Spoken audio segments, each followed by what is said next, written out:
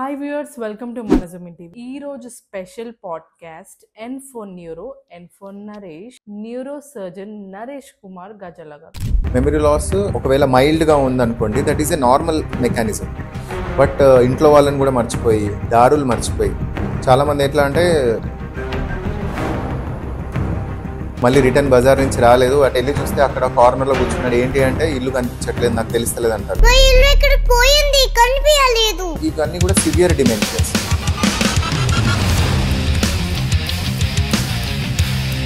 Short term memory and long term memory. మనకి short term memory అంటే ఏంటంటే, for example ఒక పర్సన్ మనకి ఒక ఫోన్ నెంబర్ చెప్పాడు, ఇమీడియట్గా ఫోన్ నెంబర్ మనం మెమరైజ్ చేసుకొని మన ఫోన్లో టైప్ చేసుకొని మనం రింగ్ చేస్తాం, ఫోన్ మాట్లాడతాం, మళ్ళీ ఒక హాఫ్ అన్ అవర్ తర్వాత అడగండి ఆ నెంబర్ గుర్తుంది. ఫిట్స్ వచ్చినప్పుడు యూజువల్లీ పడిపోయినప్పుడు చాలా మంది కీస్ చేతిలో పెడతారు కదా, ఐరన్ కీస్. దానివల్ల తగ్గుతుంది అని పెద్దవాళ్ళు అంటారు. అదే ఆ పెద్దవాళ్ళు ఎవరో నాకు ఇప్పటివరకు తెలియదు.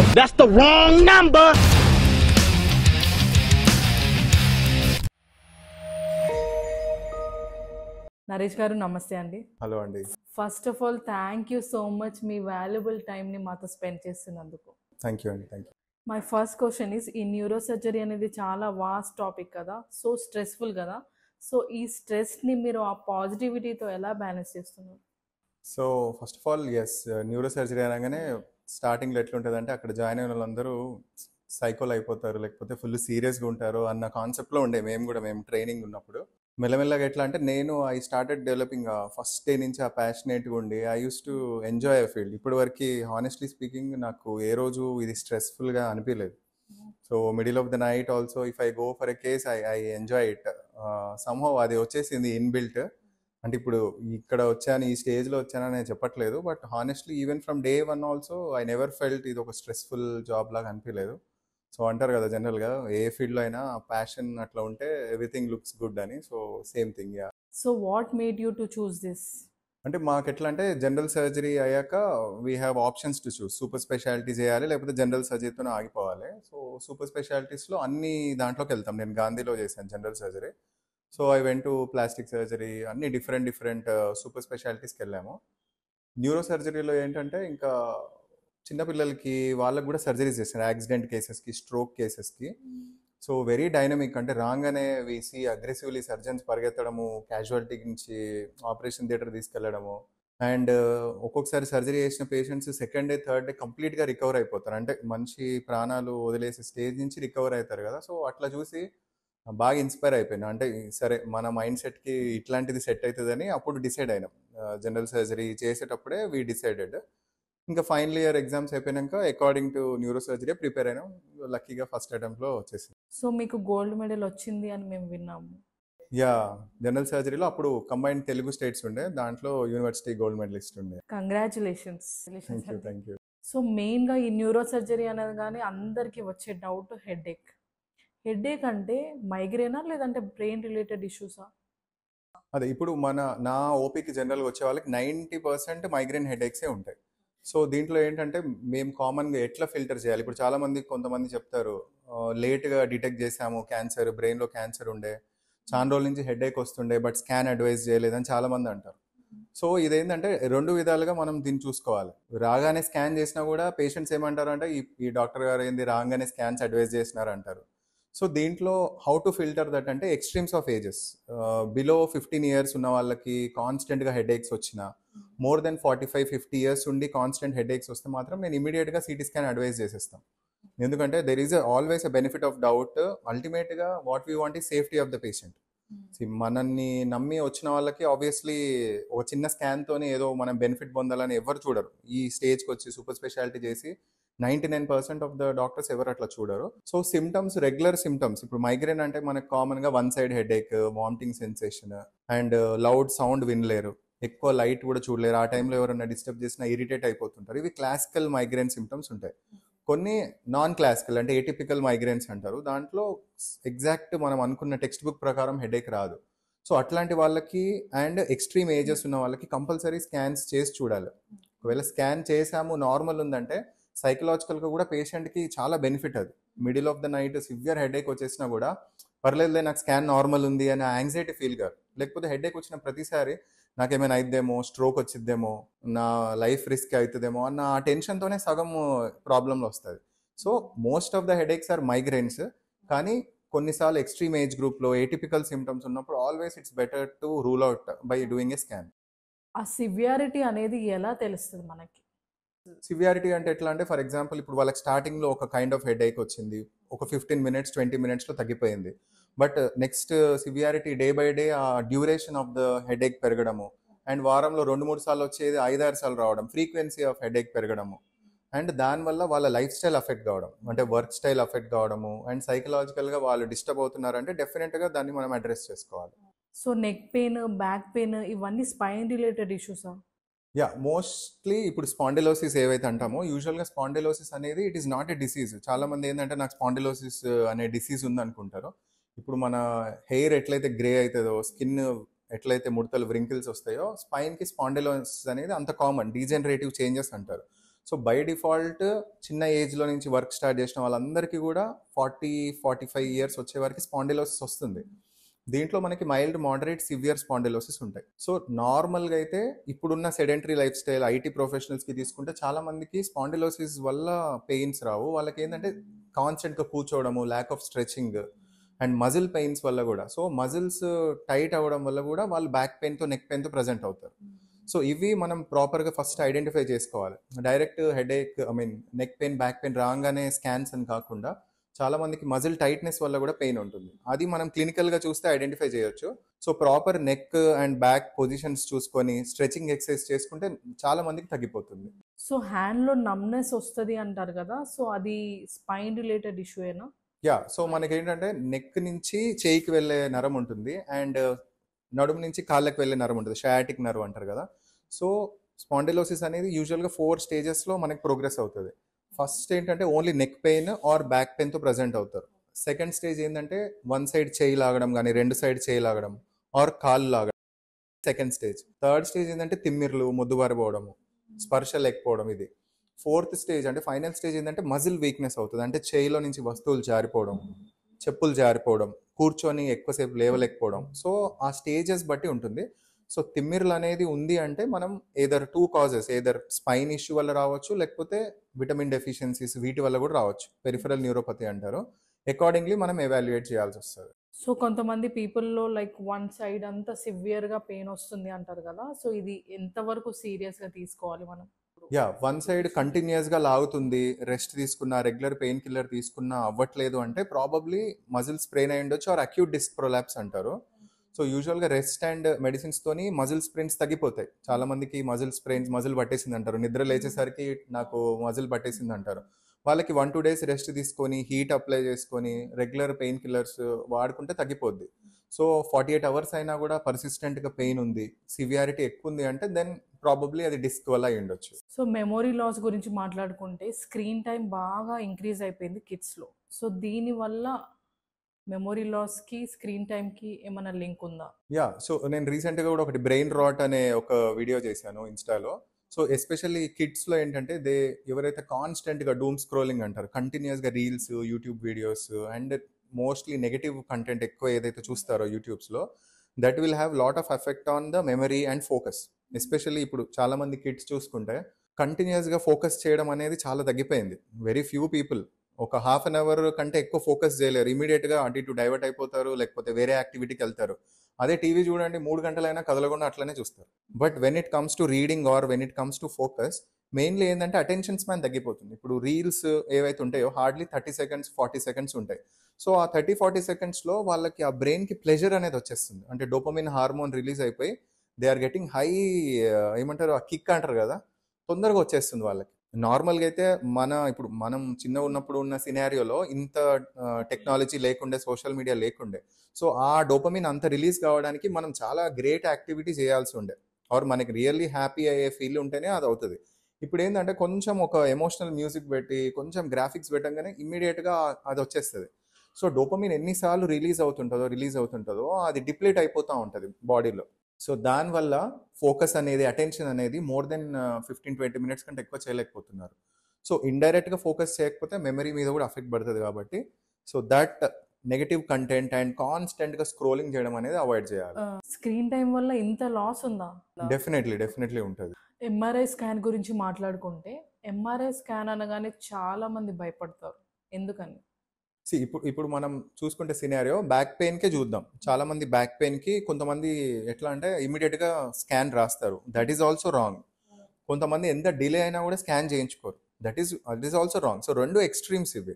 So normal back pain or neck pain scenario తీసుకుంటే నేను ఫాలో అయ్యే ప్రిన్సిపల్స్ ఏంటంటే మోర్ దెన్ 2 weeks కాన్స్టెంట్గా పెయిన్ ఉంది అండ్ కంటిన్యూస్ పెయిన్ ఉండి వాళ్ళ డైలీ వర్క్ స్టైల్ కూడా అఫెక్ట్ అవుతుంది. అంటే ఆఫీస్కి వెళ్ళకపోవడము ఆర్ స్కూల్కి వెళ్ళకపోవడము, దానివల్ల వాళ్ళు లీవ్ పెట్టాల్సి వస్తుంది.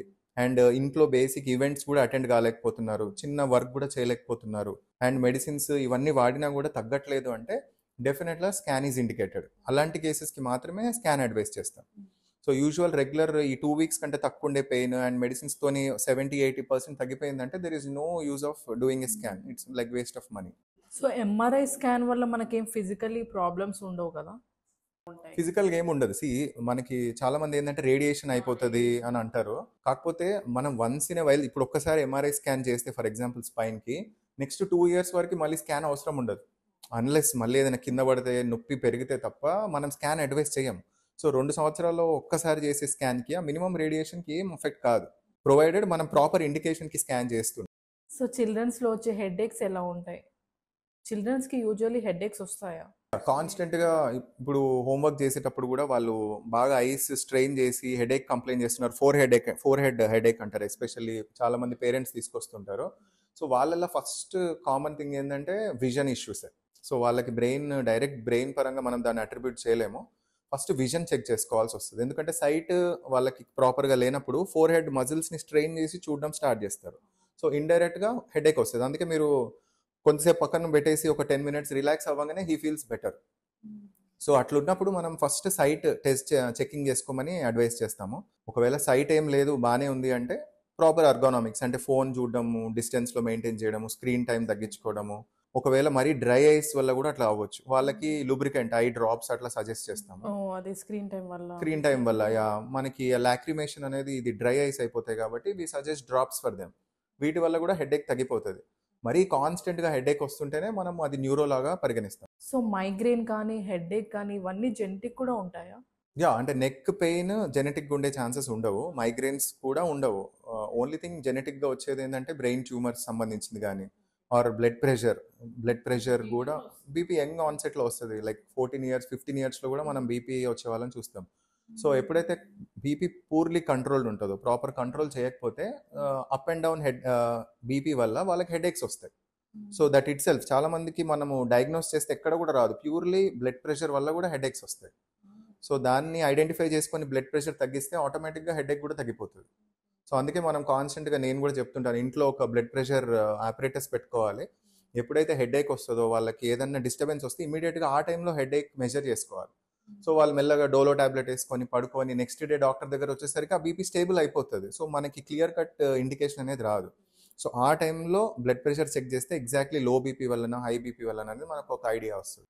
సో చాలా మంది అవేర్ ఉండరు ఏ టైంకి మనం ఈ మైగ్రేన్ పెయిన్ సీరియస్గా తీసుకోవాలని. What's your suggestion on this? మనకి 2 weeks కంటిన్యూస్గా హెడేక్ వస్తుంది, continue headache and ice blurring of vision అంటే కంటి చూపు తగ్గడం. సో ఆ హెడేక్ ఉన్న సివియర్ టైంలో కంప్లీట్గా బ్లర్డ్ అయిపోతుంది, బ్లాక్అవుట్స్ లాగా అవుతుంది. సో మైగ్రేన్కి ఐ సైట్కి రిలేషన్ ఉందా? వస్తుంది. మైగ్రేన్ అంటే దాంట్లో కొన్ని వెరైటీస్లో ఆక్యులర్ మైగ్రేన్ అంటారు. దాంట్లో మాత్రమే ఐ సిమ్టమ్స్ అంటే ఇట్లా ఫ్లాషెస్ ఆఫ్ లైట్ లాగా వస్తుంది వాళ్ళకి. ఓన్లీ ఫ్యూ సినారియోస్లో, అన్నిటి దాంట్లో రాదు. సో యూజువల్గా బ్రెయిన్ రిలేటెడ్ హెడేక్స్ అయితే మనకి విజన్ అనేది తగ్గిపోతుంది. ఆ టైంలో బ్లరింగ్ అవ్వడం, బ్లాక్అవుట్ అవ్వడము ఆర్ ఫిట్స్ అటాక్ రావడము అట్లా ఉంటుంది. సో చాలా మందికి ఆ కాన్స్టెంట్కి భయం ఉంటుంది కొంచెం హెడేక్ రాగానే. So as I told you 90% are due to migraine headaches only thing కాన్స్టెంట్గా రికరెంట్గా వస్తుంది. ఎక్స్ట్రీమ్ ఏజెస్లో వస్తే మాత్రం మనం ఇమీడియట్గా చేసుకోవాలి. ఆర్ కొంతమందికి ఫ్యామిలీ హిస్టరీలో ఫర్ ఎగ్జాంపుల్ వాళ్ళ ఫాదర్కో మదర్కో గ్రాండ్ ఫాదర్కో బ్రెయిన్ ట్యూమర్ ఉంది. అట్లాంటి వాళ్ళకి మనం కొంచెం ఇంకా ఎర్లీగా జాగ్రత్త తీసుకోవాలి. ముందే ఎవాల్యుయేట్ చేసుకొని స్కాన్ చేసుకోవడం మంచిది, ప్రొవైడర్ అదే సిమ్టమ్స్ ఉంటాయి. వాళ్ళకి పర్లేదు లైట్ తీసుకుందాం అనుకునేది కాదు. సో వాళ్ళకి ఎర్లీగా స్కాన్ చేసాం అనుకోండి అట్లీస్ట్ తొందరగా డిటెక్ట్ చేసే ఛాన్సెస్ ఉంటాయి. సో ఫిట్స్ గురించి మాట్లాడుకుంటే కిడ్స్లో యూజువల్లీ ఫిట్స్ అనేది ఎక్కువ వస్తుంది. సో ఫిట్స్ ఎందుకు వస్తుంది అసలు? సో బేసికల్ ఏంటంటే మన బ్రెయిన్లో బిలియన్స్ ఆఫ్ న్యూరాన్స్ ఉంటాయి, అంటే సెల్స్. సో ప్రతి ఒక్క న్యూరాన్ ఫైర్ అవుతుంటుంది, అంటే ఎలక్ట్రిసిటీ అనేది పాస్ చేస్తూ ఉంటుంది. అక్కడి నుంచే మన బాడీకి మొత్తం కరెంట్ పోయేది. Nervous system, central nervous system, peripheral nervous system అంటారు. సో ప్రతి ఒక్క బ్రెయిన్ సెల్ న్యూరాన్ మనకి కరెంట్ ట్రిగర్ చేస్తూ ఉంటుంది. ఎప్పుడైతే ఒక part of the brain damage వల్లనో ఆర్ వేరే వేరే కారణాల వల్ల ఎక్స్ట్రాగా ట్రిగర్ అవుతే, కంపేర్ టు మిగతా బ్రెయిన్, ఈ ఈ సెల్ మాత్రం అబ్నార్మల్గా బిహేవ్ చేస్తుంటుంది. ఎప్పుడైతే అబ్నార్మల్గా బిహేవ్ చేస్తుందో అది మనకి ఫిట్స్ లాగా బయట మేనిఫెస్ట్ అవుతుంది. సో కొంతమందికి సబ్ క్లినికల్, అంటే ఫిట్స్ రాకముందు కూడా డిస్టర్బెన్స్ ఉంటుంది. ఓకే. వాళ్ళు ఏంటంటే కొంచెం డల్గా ఉండడము, కాన్షియస్నెస్ తగ్గిపోవడము, మెమరీ డిస్టర్బెన్స్ అవ్వడము అట్లాంటివి ఉంటాయి. బట్ ఫిట్స్ వచ్చింది అంటే 100% బ్రెయిన్లో ఏదో ఒక ఏరియా నుంచి మనకి డిస్టర్బెన్స్ ఉన్నట్టు. సో దాన్ని మనము ఈఈజీ ద్వారా ఎవాల్యుయేట్ చేసుకోవాల్సి వస్తుంది. ఇప్పుడు మీరు అన్నట్టు ఫీవర్తో అన్నారు కదా, చిన్నపిల్లల్లో ఫెబ్రైల్ సీజర్స్. ఓన్లీ ఫీవర్ ద్వారా ఎందుకు ఫిట్స్ వస్తాయంటే, ఫీవర్ టెంపరేచర్ 103 అట్లా పోయినప్పుడు సీజర్ అంటే ఫిట్స్ యొక్క థ్రెషోల్డ్ తగ్గిద్ది, అప్పుడు ఇమీడియట్గా ట్రిగర్ అవుతుంది. అందుకే వాళ్ళకి ట్రీట్మెంట్ ఏంటంటే, ఫీవర్ కొంచెం రాగానే ఇమీడియట్గా పారాస్టమాల్ సిరప్ వేయడము, కోల్డ్ స్పాంజింగ్ చేయడము, అట్లా చేస్తే ఫిట్స్ వచ్చే ఛాన్సెస్ చాలా తగ్గుతాయి. సో ఆ టెంపరేచర్ తగ్గించినప్పుడు బెటర్ అవుతారు. ఎగ్జాక్ట్లీ, టెంపరేచర్ తగ్గడమే మెయిన్ ట్రీట్మెంట్. మరి హై టెంపరేచర్ వరకు వెళ్తే అప్ టు 10 ఇయర్స్ ఏజ్ వాళ్ళకి ఫిట్స్ వచ్చే అవకాశాలు ఉంటాయి. అండ్ ఫిట్స్ ఆ ఏజ్లో వచ్చి ఫెబ్రైల్ సీజర్స్ వస్తే వాళ్ళు లైఫ్ లాంగ్ మెడిసిన్స్ వాడాల్సిన అవసరం లేదు. ఓన్లీ ఆ పర్టికులర్ పీరియడ్ వాడుకొని ఒక 6 months వాడి స్టాప్ చేసేయచ్చు. బట్ ఎవ్రీ టైం ఫీవర్ వచ్చినప్పుడల్లా ఛాన్సెస్ ఉంటాయి కాబట్టి టెంపరీగా ఆ టైంలో మనం ఫిట్స్ మెడికేషన్స్ ఇస్తాం వాళ్ళు. అంటే ఈ ఫిట్స్ లో కూడా కొంతమందికి లైఫ్ లాంగ్ క్యారీ అవుతూ ఉంటది కదా, యా. వై? సో దీంట్లో ఏంటంటే ఫిట్స్ రాగానే ఫస్ట్ మనము 2 టెస్ట్ కంపల్సరీ చేసుకోవాలి. ఎంఆర్ఐ ఎపిలెప్సీ ప్రోటోకాల్ అంటారు, అండ్ ఈఈజీ. ఈఈజీ అంటే ఎలక్ట్రో ఎన్కెఫలోగ్రఫీ. ఇప్పుడు హార్ట్కి ఈసీజీ ఎట్లనో ఎలక్ట్రో కార్డియోగ్రఫీ, బ్రెయిన్కి ఎలక్ట్రో ఎన్కెఫలోగ్రఫీ. అంటే ఇప్పుడు నేను చెప్పాను కదా, ఎలక్ట్రికల్ యాక్టివిటీ అన్ని సెల్స్లో ఒకటేలాగా ఉందా లేదా అని ఈఈజీ చెప్తుంది. ఫర్ ఎగ్జాంపుల్ స్కాన్ చేసాము, ఫిట్స్ వచ్చింది పేషెంట్కి, ఎంఆర్ఐ చేసాము, ఈఈజీ చేసాము, రెండు నార్మల్ ఉన్నాయి. బట్ ఒకసారి ఫిట్స్ వచ్చింది కాబట్టి అట్లీస్ట్ 6 months వరకు మనం కాన్స్టెంట్గా మెడిసిన్స్ వాడాలి, ఫిట్స్ మెడిసిన్స్. 6 months తర్వాత మళ్ళీ ఒకసారి ఈఈజీ చేసుకొని ఫిట్స్ మెడిసిన్ స్టాప్ చేయాలి. చాలామంది చేసే మిస్టేక్ ఏంటంటే, ఒకసారి ఫిట్స్ వచ్చింది, స్కాన్స్ అన్ని నార్మలే ఉన్నాయి, ఒక 1 month మెడిసిన్స్ వాడి స్టాప్ చేసేస్తారు, అబ్రప్ట్గా స్టాప్ చేసేస్తారు. ఒక 1 month వాడేసి ఇమీడియట్గా స్టాప్ చేసేస్తారు. అది బ్లైండ్గా ఎప్పుడు కూడా స్టాప్ చేయదు. ఈ బ్రెయిన్ మెడిసిన్స్ అన్నీ కూడా సెంట్రల్ నర్వస్ సిస్టమ్ మీద యాక్ట్ చేస్తాయి కాబట్టి అదొక థ్రెషోల్డ్ మెయింటైన్ చేస్తుంది. సడన్గా వెళ్ళిపోయేసరికి విత్డ్రావల్ సీజర్స్, అంటే టాబ్లెట్స్ ఇన్ని రోజులు ఒక మెయింటైన్ చేసింది కదా, ఇమీడియట్గా విత్డ్రావల్ సీజర్స్ వస్తాయి. ఆ మిస్టేక్ చేయొద్దు నార్మల్ ఫిట్స్ ఉండే పేషెంట్స్ కూడా. సేమ్ సినారియో, ఇప్పుడు ఫిట్స్ వచ్చిన పేషెంట్కి ఎంఆర్ఐ ప్రాబ్లం ఉంది ఆర్ ఈఈజీలో ప్రాబ్లం ఉంది, అది నార్మల్ అయ్యేంత వరకు మనం మెడిసిన్స్ వాడతాం, 1.5 year అట్లా కంటిన్యూస్గా వాడతాం. కొంతమందికి ఎంఆర్ఐలో స్ట్రక్చరల్ ప్రాబ్లం ఉంటుంది, అంటే పుట్టుకతోనో లేకపోతే ఏదో ఒక స్కార్ లాగా ఫామ్ అవుతుంది, ఎంటీఎస్ అంటారు, మీసియల్ టెంపోరల్ స్క్లీరోసిస్, అట్లా చాలా కండిషన్స్ ఉంటాయి. ఆ ఏరియా అట్లా ఉన్నప్పుడు వాళ్ళు లైఫ్ లాంగ్ మెడిసిన్స్ వాడాల్సిందే, ఎందుకంటే ఆ ఏరియాని మనము కరెక్ట్ చేయలేము, కొత్త పార్ట్ పెట్టడానికి లేదు. అండ్ అట్లాంటి పేషెంట్స్ ఒక మెడిసిన్తోని ఫిట్స్ కంట్రోల్ అయిందంటే చాలా అదృష్టవంతులు. చాలా మందికి 4 or 5 types ఆఫ్ మెడిసిన్స్ పెట్టినా కూడా కంట్రోల్ కాని సిచ్యువేషన్స్ ఉంటాయి. సో అట్లాంటి సిచ్యువేషన్స్ ఉందా లేదా అనేది మనము ఎంఆర్ఐలో తెలుస్తుంది, ఎపిలెప్సీ ప్రోటోకాల్లో. సో మెయిన్గా ఫిట్స్ రాగానే వెంటనే అందరు చేసే పని చేతిలో కీస్ పెట్టడం. సో కీస్ పెట్టడం కరెక్టేనా? అంటే కరెక్టే అని పెద్దవాళ్ళు చెప్తారు కదా. అదే, ఆ పెద్దవాళ్ళు ఎవరో నాకు ఇప్పటివరకు తెలియదు, చాలా మంది అదే అంటారు. మా పెద్దవాళ్ళని అడిగితే వాళ్ళకైతే నాకు తెలియదు, వాళ్ళ పెద్దవాళ్ళు అన్నారు. సో ఇక్కడ సినారియో ఏంటంటే, fits the most common myths ఉంటాయి మన దాంట్లో. కొంతమంది ఆనియన్ స్మెల్ చూపిస్తారు, కొంతమంది సాక్స్ స్మెల్ కూడా చూపిస్తారు, మీకు తెలుసా అది? తెలీదు. సాక్స్ స్మెల్ కూడా చూపిస్తారు, ఏదో స్మెల్ చూపించగానే ట్రిగర్ అయ్యి అంటారు. ఓకే. అండ్ మెటల్ ఆబ్జెక్ట్స్ చేతిలో పెట్టడం, సినిమాల్లో కూడా మెటల్ ఆబ్జెక్ట్స్ చేతిలో పెడతారు. యాక్చువల్గా ఫిట్స్ అంటే చేతులు అన్ని టైట్గా అయిపోతాయి, వాడిని ఫోర్స్ఫుల్గా ఓపెన్ చేసి దాంట్లో మెటల్ ఆబ్జెక్ట్ పెడితే చాలా మందికి ఇట్లా కట్ అయ్యి బ్లడ్ కారిన వాళ్ళు కూడా ఉన్నారు. మీరు ఏం చేయకున్నా కూడా ఫిట్స్ తగ్గిపోతుంది ఒక 30 seconds 1 minute. అది వాళ్ళు మెటల్ వల్ల తగ్గిపోయింది అనుకుంటారు. దాని కాన్సెప్ట్ ఏంటంటే, స్టీల్ అనేది టచ్లో ఉంటే ఆ ఎలక్ట్రిసిటీ అనేది ఆగిపోతుంది అని సమ్ ఏదో మిత్ ఉంటుంది అట్లా. బట్ 100% దానివల్ల ప్రయోజనం అయితే లేదు డెఫినెట్లీ. అండ్ దానివల్ల డిసడ్వాంటేజ్, అంటే దానివల్ల డ్యామేజ్ అయిన వాళ్ళే ఉన్నారు. సో అట్లా ఆనియన్ స్మెల్ చూడడము లేకపోతే కీస్ ఆర్ మెటల్ ఆబ్జెక్ట్స్ పెట్టడం వల్ల ఎటువంటిది ఉండదు. మెయిన్గా చేయాల్సింది ఏంటంటే, ఫిట్స్ వచ్చినప్పుడు patient for example lying down పొజిషన్లో ఉంటే సైడ్కి తిప్పాలి పేషెంట్ని, సో దట్ ఆయన సలైవా ఏదైనా తింటున్న వస్తువులు కూడా లంగ్స్లోకి పోకుండా, ఆస్పిరేషన్ అంటారు, అట్లా పోకుండా సైడ్కి టర్న్ చేసుకుంటే ఏదైనా సలైవా ఏదైనా ఉన్నా కూడా బయటకు వచ్చేస్తుంది. కొంతమంది ఫిట్స్ అప్పుడు నాలుగు ఖర్చుకుంటారు, బ్లడ్ వచ్చేస్తుంది. ఆ బ్లడ్ కూడా లంగ్స్లోకి పోయే అవకాశం ఉంటుంది. సో సైడ్కి తిప్పేస్తే ఏమవుతుందంటే అదంతా కూడా డ్రూలింగ్ అనేది బయటికి వచ్చేస్తుంది. ఒక 30 సెకండ్స్ 1 మినిట్ మ్యాక్సిమం 2 మినిట్స్లో పేషెంట్ రికవర్ అయిపోతారు. ఆ టైంలో అతను చుట్టుపక్కల ఉన్న ఆబ్జెక్ట్స్కి హర్ట్ కాకుండా చూసుకోవడం ఫస్ట్ ఫోర్మోస్ట్ రెస్పాన్సిబిలిటీ. అంటే ఫిట్స్ వచ్చినప్పుడు 30 సెకండ్స్లో సెట్ అయిపోతాం అంటారు కదా. అంటే మాక్సిమం సినారియో 90%లో 30 సెకండ్స్ టు 1, మీరు ఎవరు ఫిట్స్ పేషెంట్స్ అయినా చూడండి 30 సెకండ్స్ టు 1 మినిట్ లోపటే ఆగిపోతుంది. ఆ టైంలో you just have to hold them. ఇంట్లో మనకి ఎమర్జెన్సీ ఇంజెక్షన్స్ ఉండవు కదా, సో మనం అప్పుడు ఎమర్జెన్సీగా చేసేది ఏమి ఉండదు. అలాంటి టైంలో వాళ్ళు వెహికల్స్ మీద ఉన్నప్పుడు చాలా ప్రాబ్లం అవుతుంది కదా. Yeah, that is very risky. ఇప్పుడు డ్రైవింగ్ ఉన్నప్పుడు వచ్చిందంటే అది వెరీ అన్ఫార్చునేట్ అంతే. ఆ టైంలో కింద పడి తగిలిన వాళ్ళు ఉంటారు. బట్ మ్యాక్సిమం అది ఏంటంటే స్ట్రెస్ఫుల్ టైమ్స్లోనే వస్తుంది, వాళ్ళు రిలాక్స్డ్ ఉన్నప్పుడు రాదు. ఇప్పుడు ఫిజికల్ యాక్టివిటీ ఎక్కువ రన్నింగ్ చేస్తున్నప్పుడు కానీ, కొంతమంది ఎగ్జామ్స్ టైంలో వస్తుంది, కొంతమంది ఇప్పుడు ముందు రోజు సరిగ్గా నిద్రపోరు, ఆ స్ట్రెస్ వల్ల కూడా నెక్స్ట్ డే ట్రిగర్ అవుతుంది ఫిట్స్ వచ్చే పేషెంట్స్కి. కొంతమందికి కంటిన్యూస్ ఫిట్స్ వస్తాయి, లైక్ 1 మినిట్లో 3-4 టైమ్స్ రావడము. ఎన్నిసార్లు ఫిట్స్ వస్తే బ్రెయిన్ అంతా డ్యామేజ్ అవుతుంది. ఎవ్రీ టైం ఫిట్స్ వచ్చినప్పుడల్లా మొత్తం టైట్గా పట్టేస్తాం కాబట్టి ఆ బ్రెయిన్కి ఆక్సిజన్ అనేది సరఫరా అందదు ఆ టైంలో. అందుకే మీరు చూడండి చిన్నపిల్లల్లో పుట్టంగానే ఫిట్స్ వచ్చిన వాళ్ళకి బ్రెయిన్ డెవలప్మెంట్ సరిగ్గా ఉండదు. సెరిబ్రల్ పాల్సీ ఇవన్నీ కూడా దానివల్లే. ఆ టైంలో ఆక్సిజన్ అందకపోవడం, కొంతమందికి చాలామంది ఆక్సిజన్ చిన్నపిల్లాడు పుట్టగానే ఇంక్యుబేటర్లో పెట్టారు, ఆక్సిజన్ పెట్టారు అంటారు. వాళ్ళకి తర్వాత చూడండి కొంతమందికి ఎవరికైతే పుట్టంగానే ఏడవరు కొంతమంది, వాళ్ళందరికీ కూడా ఆ టైంలో ఆక్సిజన్ అందదు బ్రెయిన్కి. సో ఆ టైంలో సెన్సిటివ్ ఆర్గాన్స్ అనేవి డ్యామేజ్ అయిపోయి దానివల్ల ఫిట్స్ వచ్చే అవకాశాలు ఉంటాయి. సో అది మనం ప్రివెంట్ చేసుకోవాలన్నమాట. సో నెక్స్ట్ బ్రెయిన్ స్ట్రోక్ గురించి మాట్లాడుకుంటే, బ్రెయిన్ స్ట్రోక్ ఎలాంటి ఏజ్లో, ఎలాంటి టైంలో, ఎలాంటి వాళ్ళకి వస్తుంది? సో బ్రెయిన్ స్ట్రోక్ యూజువల్ సినారియోలో మేము చదువుకునేటప్పుడైనా ఎప్పుడైనా కూడా ఏజ్ 50 అండ్ అబోవ్ వాళ్ళకే కామన్గా వస్తాయి స్ట్రోక్. బట్ ఆఫ్ లేట్ మనకున్న హ్యాబిట్స్కి కానీ, లైఫ్ స్టైల్, పొల్యూషన్కి, ఇప్పుడున్న ఫుడ్ హ్యాబిట్స్కి స్ట్రోక్ ఇన్ యంగ్ అంటే లెస్ దెన్ 45 ఇయర్స్కి చాలామందికి కామన్గా పెరిగిపోయింది. నేను చూసిన యంగ్ ఏజ్ అంటే 14 ఇయర్స్ 15 ఇయర్స్ వాళ్ళకి కూడా స్ట్రోక్ వచ్చిన వాళ్ళు ఉన్నారు. అది ప్యూర్లీ ఫ్యామిలీ హిస్టరీ ఉన్న వాళ్ళకి, అంటే ఏదన్నా వాస్కులైటిస్ అంటారు ఆర్ వాళ్ళ వంశపారంపర్యంగా వచ్చే కొన్ని ద్వారా కూడా వస్తాయి. బట్ లైఫ్ స్టైల్ హ్యాబిట్స్లో 25-26 ఇయర్స్ ఏజ్ వాళ్ళకి కూడా బ్లడ్ ప్రెషర్ వచ్చి స్ట్రోక్ వచ్చిన వాళ్ళు ఉన్నారు. So purely because of sedentary life style and lack of proper food habits and lack of physical exercise, దీనివల్ల ఇప్పుడు ట్రిగర్ అవుతుంది. యూజువల్లీ అంటారు కదా, స్ట్రెస్ వల్ల బీపీ హై అయిందని. ఆ హై బీపీ అనేది ఎంతవరకు అవుతుంది?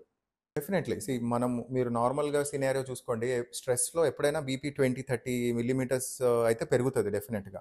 అండ్ ఇక్కడ నేను ఇంతకుముందు కూడా వేరే ప్లాట్ఫామ్స్లో కూడా చెప్పాను, మనకి మోర్ దెన్ బ్లడ్ ప్రెషర్, ఇక్కడ బ్లడ్ ప్రెషర్ ప్రాపర్ కంట్రోల్ చేయకపోవడం వల్ల స్ట్రోక్ వస్తుంది. ఫర్ ఎగ్జాంపుల్ మన ఇండియన్ సినారియోలో ఒకరోజు బీపీ ట్యాబ్లెట్ తీసుకుంటారు, ఇంకోసారి తీసుకోరు.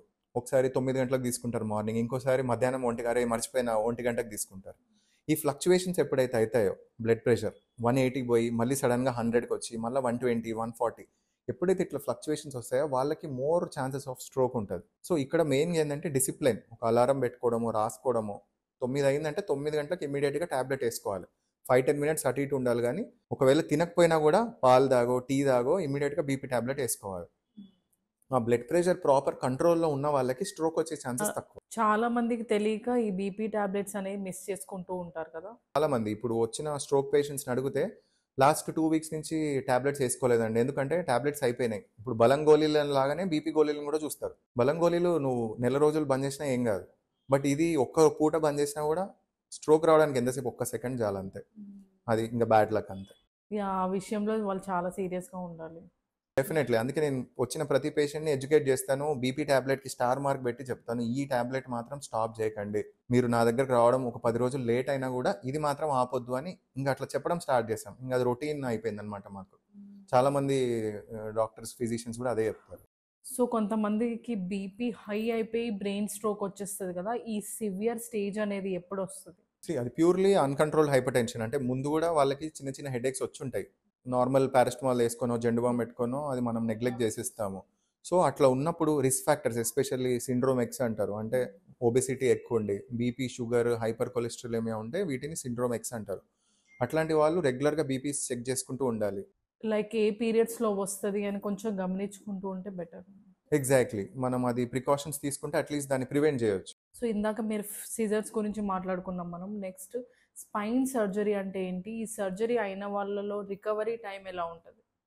చాలా మందికి ఆ ఒక కామన్ మిత్ ఎట్లుంటుందంటే స్పైన్ సర్జరీ చేయగానే మంచానికి పరిమితం అయిపోతారు, వాళ్ళు నడవలేరు, నడుములు పడిపోతాయి, ఆర్ పెళ్లి కాలేకపోతే ఫ్యామిలీ లైఫ్ అఫెక్ట్ అవుతుంది, సెక్షువల్ ఫంక్షన్ అఫెక్ట్ అవుతుంది, మీకు పిల్లలు పుట్టారు, ఇట్లాంటి చాలా మిస్కన్సెప్షన్స్ ఉంటాయి, అపోహలు ఉంటాయి. ఫస్ట్ థింగ్ ఏంటంటే స్పైన్ సర్జరీ ఖచ్చితంగా అవసరం అయితేనే చేయాలి.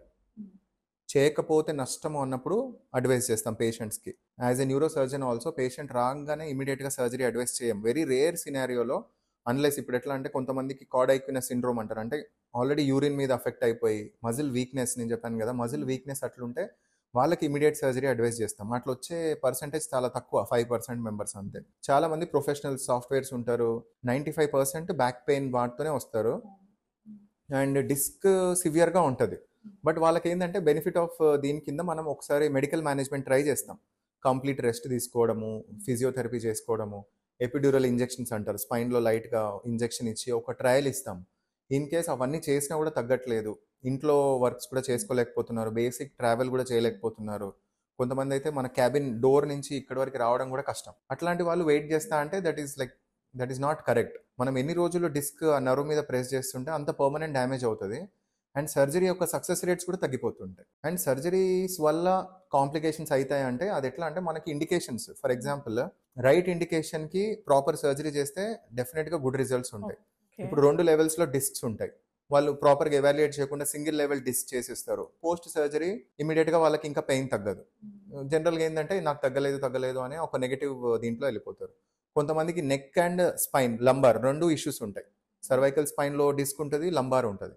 సర్వైకల్ స్పైన్లో సివియర్ ఉంటుంది, అది మిస్ అయిపోయి ఓన్లీ లంబార్ కింద చేస్తారు. వాళ్ళకు కూడా పోస్ట్ సర్జరీ ఇంకా డిటరేట్ అయ్యే అవకాశాలు ఉంటాయి. సో అందుకే ప్రాపర్ ఎవాల్యుయేషన్ చేసుకొని ప్రాపర్ టెక్నిక్తో చేస్తే complications percentage is almost only 1%. అంటే ఎక్కువ ఉమెన్స్కే వస్తాయి స్పైన్ ప్రాబ్లమ్స్ అనేవి? అలా ఏం లేదండి, చాలా మందికి జెంట్స్కి వస్తుంది, మెన్కి వస్తుంది. ఉమెన్కి ఎప్పుడు అంటే పోస్ట్ 50 years వాళ్ళు ఆస్టియోపోరోసిస్, ఎప్పుడైతే మెనోపాజ్ అయిపోతుందో వాళ్ళకి బోన్స్ వీక్ అయిపోతాయి కాబట్టి తొందరగా ఫ్రాక్చర్స్ అవుతాయి వాళ్ళకి. ఇప్పుడు చిన్న కింద పడ్డా కూడా, లేదంటే తగిలినా, ఆర్ బైక్ మీదకి వెళ్ళి ఇట్లా కొంచెం స్లిప్ అయినా కూడా వాళ్ళకి ఇమీడియట్గా వస్తాయి. అలా చూసుకుంటే ఫీమేల్స్ ఆ ఏజ్లో మోర్ అఫెక్టెడ్, బట్ యంగ్స్టర్స్ దీంట్లో ఎక్కువ మేల్సే affected because of their active physical life style. Memory loss గురించి మాట్లాడుకుంటే ఏ ఏజెస్ వాళ్ళకి మెమొరీ లాస్ ఎక్కువ వస్తుంది? మెమరీ లాస్ అంటే సైంటిఫిక్గా మనం డిమెన్షియా అంటాం దాన్ని. యూజువల్గా కామన్గా 55-60+ ఉన్న వాళ్ళకి మెమరీ లాస్ ఉంటుంది. మెమరీ లాస్ ఒకవేళ మైల్డ్గా ఉందనుకోండి, that is a normal mechanism. But ఇంట్లో వాళ్ళని కూడా మర్చిపోయి, దారులు మర్చిపోయి, చాలామంది ఎట్లా అంటే మా ఆయన బయటికి వెళ్ళారు, మళ్ళీ రిటర్న్ బజార్ నుంచి రాలేదు, అటు వెళ్ళి చూస్తే అక్కడ కార్నర్లో కూర్చున్నాడు, ఏంటి అంటే ఇల్లు కనిపించట్లేదు, నాకు తెలుస్తలేదు అంటారు. ఇవన్నీ కూడా సివియర్ డిమెన్షియాస్. ఇవన్నీ కూడా దీనికి మనం ప్రాపర్గా ఎవాల్యుయేట్ చేసుకోవాల్సి వస్తుంది. సో మెమరీ లాస్ నార్మల్గా ఫిజియలాజికలే. చాలామందికి విత్ ఏజ్ అనేది మన మెమరీ సెల్స్ ఏవైతే ఉంటాయో బ్రెయిన్లో అవి తగ్గిపోతూ ఉంటాయి కాబట్టి that is a normal thing. But if it is abnormal and దానికి తోడు అదర్ సిమ్టమ్స్ అంటే బ్యాలెన్స్ అవుట్ అవ్వడం కానీ, కాన్స్టెంట్ హెడేక్ రావడం, ఇట్లాంటివి వస్తే మనం వేరేవి లైక్ ఆల్జీమర్స్ డిమెన్షియాస్ ఉంటాయి, ఎన్పిహెచ్ అంటారు, నార్మల్ ప్రెషర్ హైడ్రోకెఫలస్, ఇవన్నీ కూడా న్యూరోసర్జికల్ కండిషన్స్. అవన్నీ మనము ఎవాల్యుయేట్ చేసుకొని కొన్ని వాటికి మెడిసిన్స్ వాడాలి, కొన్ని వాటికి సర్జరీస్ చేయాల్సి వస్తుంది. సో మెమరీ లాస్ అనేది it's a broad term. Regular చిన్నవి మర్చిపోతే పర్వాలేదు, చిన్నవి మర్చిపోతుంటే వాళ్ళు మెమరీకి సంబంధించిన మెడిసిన్స్, టానిక్స్ ఉంటాయి, అవి సజెస్ట్ చేస్తాము, దాంతో they recover well. But if it is very severe, day by day పెరుగుతుంది అండ్ కామన్గా గుర్తుపెట్టుకునే నేమ్స్, దారులు కూడా మర్చిపోతున్నారంటే మాత్రం అది డెఫినెట్గా మనం సీరియస్గా తీసుకోవాల్సిన అంశం. కిడ్స్లో మెమొరీ లాస్ ఉన్నప్పుడు మనం ఎట్లా గ్రహించాలి, ఎలాంటి టైంలో మనం సీరియస్గా తీసుకోవాలి? కిడ్స్కి జనరల్గా మెమరీ లాస్ అనేది ఉండదు పర్సనల్గా. ఇప్పుడు వాళ్ళ ఎగ్జామ్స్కి చదువుకుంది, వాళ్ళు గుర్తుండదు, దాన్ని మెమరీ లాస్ అని చెప్పలేము. ఓకే. ఇప్పుడు దీంట్లో 2 types ఉంటాయి, short term memory and long term memory. మనకి షార్ట్ టర్మ్ మెమరీ అంటే ఏంటంటే, ఫర్ ఎగ్జాంపుల్ ఒక పర్సన్ మనకి ఒక ఫోన్ నెంబర్ చెప్పాడు, ఇమీడియట్గా ఫోన్ నెంబర్ మనం మెమరైజ్ చేసుకొని మన ఫోన్లో టైప్ చేసుకొని మనం రింగ్ చేస్తాం, ఫోన్ మాట్లాడతాం, మళ్ళీ ఒక హాఫ్ అన్ అవర్ తర్వాత అడగండి ఆ నెంబర్ గుర్తుండదు. That is short term memory. మన బ్రెయిన్లో ప్రీ ఫ్రాంటల్ కార్టెక్స్ అని ఉంటుంది, that is purely short term memory. ఇప్పుడు అదే నెంబర్ మీరు ఒక 20 సార్లు మెమరైజ్ చేసుకోండి, ఇప్పుడు మన ఫాదర్ నెంబరో, మదర్ నెంబరో, వైఫ్ ఆర్ హస్బెండ్ నెంబరో నోటికి గుర్తుంటుంది కదా. ఎందుకు గుర్తుంటుంది? కాన్స్టెంట్గా దాన్ని మనం రివైజ్ చేసుకుంటాము, టైప్ చేస్తాము, ఆర్ మనం చేస్తూ ఉంటాం కాబట్టి. సో ఇక్కడ short term memory long term memory లాగా కన్వర్ట్ అయింది. సో సేమ్ థింగ్ ఇప్పుడు కిడ్స్లో ఎట్లా అంటే ఎగ్జామ్స్కి ఆ టైంలో ఇమీడియట్గా చదువుతారు, ఎగ్జామ్ ముందు ఆర్ ఎగ్జామ్ 10 days ముందు ఫుల్గా బై హార్ట్ చేసేసుకొని ఆ షార్ట్ టర్మ్ మెమరీ అనేది బాగా పెట్టేసుకుంటారు. ఇప్పుడు ఎగ్జామ్ సినారియోలో వాడు చదివిన క్వశ్చన్ వచ్చేస్తే హ్యాపీ, కొంచెం అటు ఇటు పేషెంట్ అంటే క్వశ్చన్ పేపర్ టఫ్ వచ్చినా ఆర్ అనుకున్న విధంగా రాకపోయినా కూడా ఆ స్ట్రెస్లో ఏమవుతుంది, ఈ షార్ట్ టర్మ్ మెమరీ అంతా ఎగిరిపోతుంది. సో చదువుకున్నదంతా కూడా గాన్. అదే ఒకవేళ సేమ్ థింగ్ ఒక 2 months నుంచి కాన్స్టెంట్ రివిజన్ చేసి కొంచెం కాన్సెప్ట్ బేస్కొని చేసుకుంటే ఎంత స్ట్రెస్ ఉన్నా ఏదో ఒక పాయింట్ గుర్తొచ్చి దానికి ఆన్సర్ రాయగలుగుతాం. So this is a long term memory. Hippocampus అనే ఏరియా ఉంటుంది బ్రెయిన్లో, where short term memory is converted to long term memory.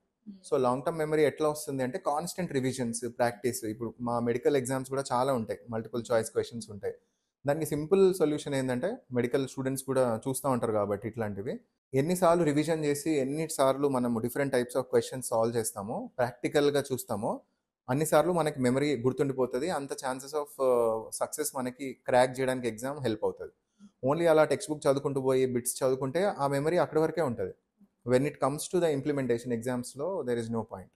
So కిడ్స్లో ల్యాక్ ఆఫ్ కాన్సన్ట్రేషన్ ఉండడం న్యూరాలజికల్ ఇష్యూ ఏనా? అదే కాన్సన్ట్రేషన్, ఇంతకుముందు బ్రెయిన్ రాట్కి చెప్పినట్టు focus and everything is depend upon this. So ఇవన్నీ కూడా ఏంటంటే మనము పేరెంట్స్ అండ్ మన ఇంట్లో ఉండే ఎన్విరాన్మెంట్ కల్టివేట్ చేసుకునే దాన్ని బట్టి చేంజ్ అవుతుంది. సో మనం కాన్స్టెంట్గా వాళ్ళకి రివార్డ్స్ ఇవ్వడం, అంటే ఇప్పుడు 45 minutes నువ్వు కూర్చొని చదివితే I will reward you with something, ఒక స్టార్ బ్యాచ్ ఇవ్వడమో లేకపోతే వాళ్ళకి చాక్లెట్ ఏదో ఒకటి మనము ఆ రివార్డ్స్ చేస్తూ ఉంటే those rewards give positive pleasure to the children. So మెల్లమెల్లగా 45 minutes కాస్త 1 hour 2 hours అవుతుంది. అఫ్ కోర్స్ ఏజ్ పెరుగుతున్న కొద్దీ వాళ్ళకే మెచ్యూరిటీ వచ్చి they realise it. Too early ఉన్న వాళ్ళకి మనము ఫోర్స్ చేయలేము, ఆ పిల్లలు అంతే ఉంటారు. మనము స్కూల్ పర్ఫార్మెన్స్ బాగాలేదని చాలా మంది అంటారు, ఏమన్నా టానిక్స్ వాడాలా, చాలా మంది వస్తారు అట్లా. అంటే మాకంటే ఎక్కువ ప్రాబ్లీ నా సైకాట్రీ ఫ్రెండ్స్ ఉంటారు కదా, వాళ్ళ దగ్గర తీసుకెళ్తుంటారు. మా దగ్గర కూడా మెమరీ దానికి తీసుకొస్తారు. జనరల్గా I don't suggest any medicines for those children. ఎందుకంటే once we write the medicines they assume that they are the patients, they have some problem అని ఇండైరెక్ట్గా మనమే చెప్పినట్టు. సరే ఏదో ఒక టానిక్ రాసిస్తే అయిపోద్దిలే అని కాకుండా ఐ డోంట్ రికమెండ్ దెమ్. మీకేం అవసరం లేదు, there is no need to do this. మంచిగా డ్రై ఫ్రూట్స్ తినండి, ఆన్ టైం హెల్దీ ఫుడ్ తినండి, ఎగ్స్ తినండి, వాకింగ్ చేయండి, కొంచెం మెడిటేషన్ చేయడం, ఇవన్నీ మనకి వినడానికి సింపుల్గా ఉంటాయి. బట్ ఆ టైంలో దోస్ ఆర్ వెరీ ఇంపార్టెంట్. దానివల్ల డెఫినెట్గా గుడ్ థింగ్స్ కల్టివేట్ అవుతాయి, memory and concentration. So vertigo అంటే ఏంటి? వర్టిగో వచ్చినప్పుడు ఇట్స్ రిలేటెడ్ టు ఇయరా లేదా బ్రెయినా? Yeah, so vertigo or giddiness అంటాము, స్పిన్నింగ్ సెన్సేషన్, రీలింగ్ సెన్సేషన్, అన్ని డిఫరెంట్ డిఫరెంట్ నేమ్స్ ఉంటాయి. చాలామంది ఎట్లా అంటే మొత్తం రూమ్ అంతా తిరిగిపోతుంది సార్ నేను లేవగానే, ఎస్పెషల్లీ పడుకొని లేచేటప్పుడు, కూర్చొని పడుకునేటప్పుడు, వాష్ బేసిన్ దగ్గర ముందుకు బెండ్ అయ్యేటప్పుడు, ఇదే కాన్స్టెంట్గా. ఎందుకు అంటే ఎప్పుడైతే హెడ్ 90 degrees టర్న్ అవుతుందో అప్పుడు మనకి వర్టిగో అనేది ట్రిగర్ అవుతుంది. సో మోస్ట్ కామన్ వర్టిగో వచ్చేది ఇన్నర్ ఇయర్, అంటే చెవులో మనకి బ్యాలెన్స్కి సంబంధించిన లాబ్రింత్ అనే ఒకటి ఆర్గాన్ ఉంటుంది, అది ఎక్విలిబ్రియం సంబంధించింది. దాంట్లో ఏదైనా చిన్న స్టోన్స్ లాగా ఫామ్ అయ్యి డీహైడ్రేషన్ వల్లనో ఆర్ మల్టిపుల్ రీజన్స్ వల్ల స్టోన్ అయితే అది అక్కడ వెళ్ళి బ్లాక్ అవుతుంది ఒక పర్టికులర్ పొజిషన్లో. When they change the position again ఇమీడియట్గా they will become normal. So that is the most common cause. So చెవుకు సంబంధించి అయి ఉండొచ్చు వన్ థింగ్. సో ఇయర్ వల్ల అయి ఉంటే మనకి అదర్ సిమ్టమ్స్ ఉంటాయి, లైక్ చెవులో గుయిమన్ సౌండ్ రావడం, టిన్నిటస్ అంటారు, చెవు వినపడకపోవడము, అవి ఇయర్ సిమ్టమ్స్ ఉంటాయి. నెక్ అంటే సర్వైకల్ స్పాండిలోసిస్ వల్ల కూడా, అంటే మనకి ఇక్కడ నెక్ దగ్గర ప్రెస్ అవుతా కూడా వర్టిగో రావచ్చు సర్వైకల్ స్పాండిలోసిస్లో. సో దానికి సంబంధించిన సిమ్టమ్స్ ఉంటాయి దాంట్లో, నెక్ పెయిన్ కానీ, చేతులు తిమ్మిర్లు. అదర్ థింగ్ ఏంటంటే చిన్న మెదడు, అంటే ఇక్కడ సబాక్సిపిటల్ ఏరియా అంటారు, చిన్న మెదడులో ఏదైనా ప్రాబ్లం ఉన్నా కూడా దానివల్ల కూడా రావచ్చు. సో దానికి సంబంధించిన సిమ్టమ్స్ ఎట్లా అంటే హెడేక్ రావడము, విజన్ సిమ్టమ్స్, ఇవన్నీ కూడా. సో వర్టిగో అనేది ఒక సింగిల్ సిమ్టమ్, బట్ దాంతో అసోసియేట్ అయిన సిమ్టమ్స్ ఏవి లేకపోతే పొజిషనల్ వర్టిగో, అంటే ఏదైతే ఇయర్ వల్ల అని చెప్పానో అది. సో అవి రూల్ అవుట్ చేసుకొని దాన్ని ట్రిగర్, అంటే ఏది కాజ్ చేస్తుందో దాన్ని ట్రీట్ చేసుకోవాలి. చాలామందికి ఎట్లా అంటే వర్టిగో వాడతారు మెడిసిన్స్, 15 రోజులు అయిపోతుంది, నార్మల్ అయిపోతారు, మళ్ళీ వర్టిగో వచ్చిందని వస్తారు. సో దీనికి ఎట్లా అంటే పర్మనెంట్ సొల్యూషన్, మనం రూట్ కాజ్ ఐడెంటిఫై చేసుకోవాలి, రూట్ కాజ్ని ఫస్ట్ ట్రీట్ చేయాలి. ఓన్లీ పొజిషనల్ వర్టిగోనే అయ్యింది, ఓన్లీ అంటే ఈ చెవు ద్వారా కానీ బ్యాలెన్స్ ఇబ్బంది అయింది. సో వీళ్ళకి వెస్టిబులర్ ఎక్సర్సైజెస్ అని ఉంటాయి. ఎప్పుడైతే వాళ్ళకి వర్టిగో తగ్గిద్దో ట్యాబ్లెట్స్ తగ్గించే టైంలో మనం వెస్టిబులర్ ఎక్సర్సైజెస్ సజెస్ట్ చేస్తాం, ఫిజియోథెరపీ సజెస్ట్ చేస్తారు, చిన్నగా బ్యాలెన్స్ సంబంధించిన ఎక్సర్సైజ్ ఉంటాయి. ఇది పర్మనెంట్ సొల్యూషన్ వాళ్ళకి. సో ఇది చేస్తే 90% వర్టిగో రాదు మళ్ళీ. సో చాలా మందికి ఏంటంటే ఆ వెస్టిబులర్ ఎక్సర్సైజ్ ఎవరు సజెస్ట్ చేయరు, వాళ్ళు మెడిసిన్స్ వాడినంత వరకు వాడతారు, మళ్ళీ కొంచెం స్ట్రెయిన్ అయినా ట్రావెల్ చేసినా మళ్ళీ ఇమీడియట్గా వచ్చేస్తుంది. సో బాగా వర్టిగో ఉన్నప్పుడు ఎక్సర్సైజ్ చేయొద్దు, ఇంకా ఎక్కువ ట్రిగర్ అవుతుంది. సో మెడిసిన్స్తోని తగ్గాక కొంచెం సెటిల్ అయ్యాక దెన్ వెస్టిబులర్ ఎక్సర్సైజ్ చేస్తే వర్టిగో కంప్లీట్గా తగ్గిపోతుంది. So next brain tumour symptoms గురించి చూసుకుంటే ఎలాంటి సిమ్టమ్స్ని మనం చూసుకోవాలి? యా, సో బ్రెయిన్ ట్యూమర్కి అంటే యూజువల్గా they present with headache, one side weakness అంటే ఒక సైడ్ చెయ్యి కాళ్ళు నంబ్ అయిపోవడము, చెయ్యి కాళ్ళు బరువు ఎక్కడం. సేమ్ ట్యూమర్కి సపరేట్గా అంటూ సిమ్టమ్స్ ఉండవు, స్ట్రోక్ లాగానే ప్రజెంట్ అవుతారు. అండ్ హెడేక్స్ ఎట్లా అంటే కాన్స్టెంట్ హెడేక్స్ ఉంటాయి, వచ్చిపోవడం అట్లా ఉండదు, కాన్స్టెంట్ హెడేక్, తల బరువు అయిపోవడము. అండ్ ఎస్పెషల్లీ విజన్ తగ్గిపోవడము. అండ్ బ్రెయిన్లో మనకు కొన్ని ఏరియాస్ ఉంటాయి, ఏ ఏరియా అఫెక్ట్ అయిందో దాన్ని బట్టి. ఫర్ ఎగ్జాంపుల్ ఇక్కడ హాస్పిటల్ ఏరియా అంటారు, అక్కడ ఒకవేళ ట్యూమర్ ఉందనుకోండి ఫస్ట్ విజన్ అఫెక్ట్ అవుతుంది, అంటే కంటి చూపు తగ్గడం అట్లా అవుతుంది. కొంతమందికి చెయ్యి కాలు సంబంధించిన ఏరియాలో అవుతుంది, సో వాళ్ళకి ఆపోజిట్ సైడ్ చెయ్యి కాలు వీక్ అవడం. కొంతమంది మాటకు సంబంధించిన ఏరియాలో ట్యూమర్ స్టార్ట్ అవుతుంది, వాళ్ళకి ఏంటంటే మాట నత్తి రావడము, మాట స్పష్టంగా పలకలేకపోవడం, కంప్లీట్గా మాట స్టాప్ అయిపోవడము. సో ఏరియా ఎక్కడ అఫెక్ట్ అయిందన్న దాన్ని బట్టి. ఇప్పుడు సిపి యాంగిల్ ట్యూమర్స్ అంటారు, అంటే బ్రెయిన్ చిన్న మెదడు దగ్గర ట్యూమర్స్ వస్తాయి, వాళ్ళకి బ్యాలెన్స్ ఇష్యూస్. అంతా బాగానే ఉంటుంది, ఓన్లీ నిల్చుంటే మాత్రం తూగుతూ ఉంటారు. తాగిన వాళ్ళు ఎట్లయితే నడుస్తారో తూగుతారో, స్వేయింగ్ అంటారు కదా, అట్లా చేస్తారు. సో సిమ్టమ్స్ బట్టి వాట్ పార్ట్ ఈజ్ అఫెక్టెడ్ అన్న దాన్ని బట్టి మనం నెక్స్ట్ ఎవాల్యుయేట్ చేసుకోవాలి. సో న్యూరోలో ఏంటంటే మెయిన్గా క్లినికల్ ఎగ్జామినేషన్.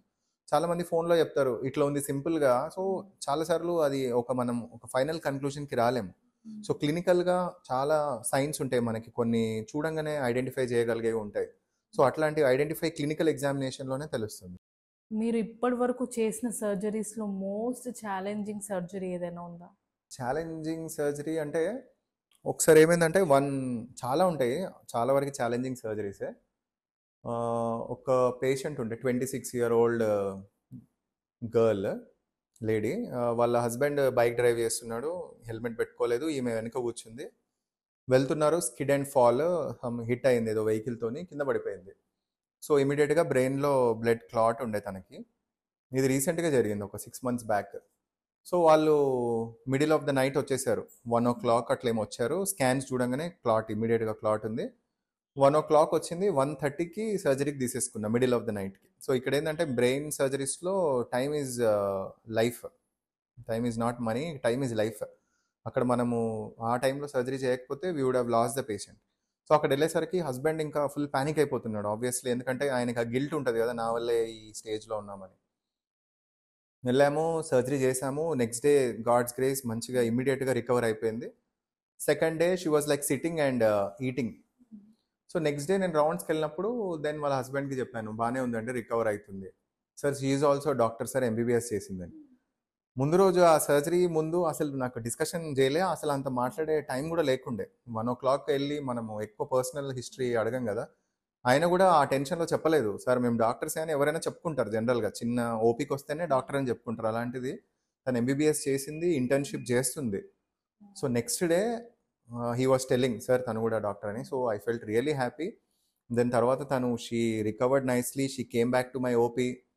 అండ్ దెన్ తను ఏం చెప్పిందంటే, ఇప్పటి నుంచి నేను ఏ లైఫ్ సేవ్ చేసినా అది మీ అకౌంట్లోకే డాక్టర్ గారు, ఎందుకంటే మీ వల్ల నేను సేవ్ అయ్యాను కాబట్టి నా వల్ల సేవ్ అయ్యే లైఫ్స్ కూడా మీ అకౌంట్లోకే వస్తాయి అన్నప్పుడు రియల్లీ ఐ ఫెల్ట్ ఎమోషనల్. అంటే ఎస్పెషల్లీ డాక్టర్స్కి మనము లైఫ్ సేవింగ్ సర్జరీ చేసినప్పుడు దాంట్లో ఉన్నంత సాటిస్ఫాక్షన్ నాకు తెలిసి nothing will give me that. అంటే తను ఆ టైంలో హెల్మెట్ పెట్టుకొని ఉంటే బెటర్ ఏమో, కానీ తెలీదు ఆ టైంలో ఏం జరిగిందో. ఇట్ హ్యాపెండ్ అంతే, బట్ సి ఆన్ టైమ్ అక్కడ రావడము, ఇమ్మీడియట్గా సర్జరీ చేయడము, those are all things matter. టైంకి మీరు ఆపరేషన్ చేయగలిగారు కదా, దట్స్ రియలీ గ్రేట్.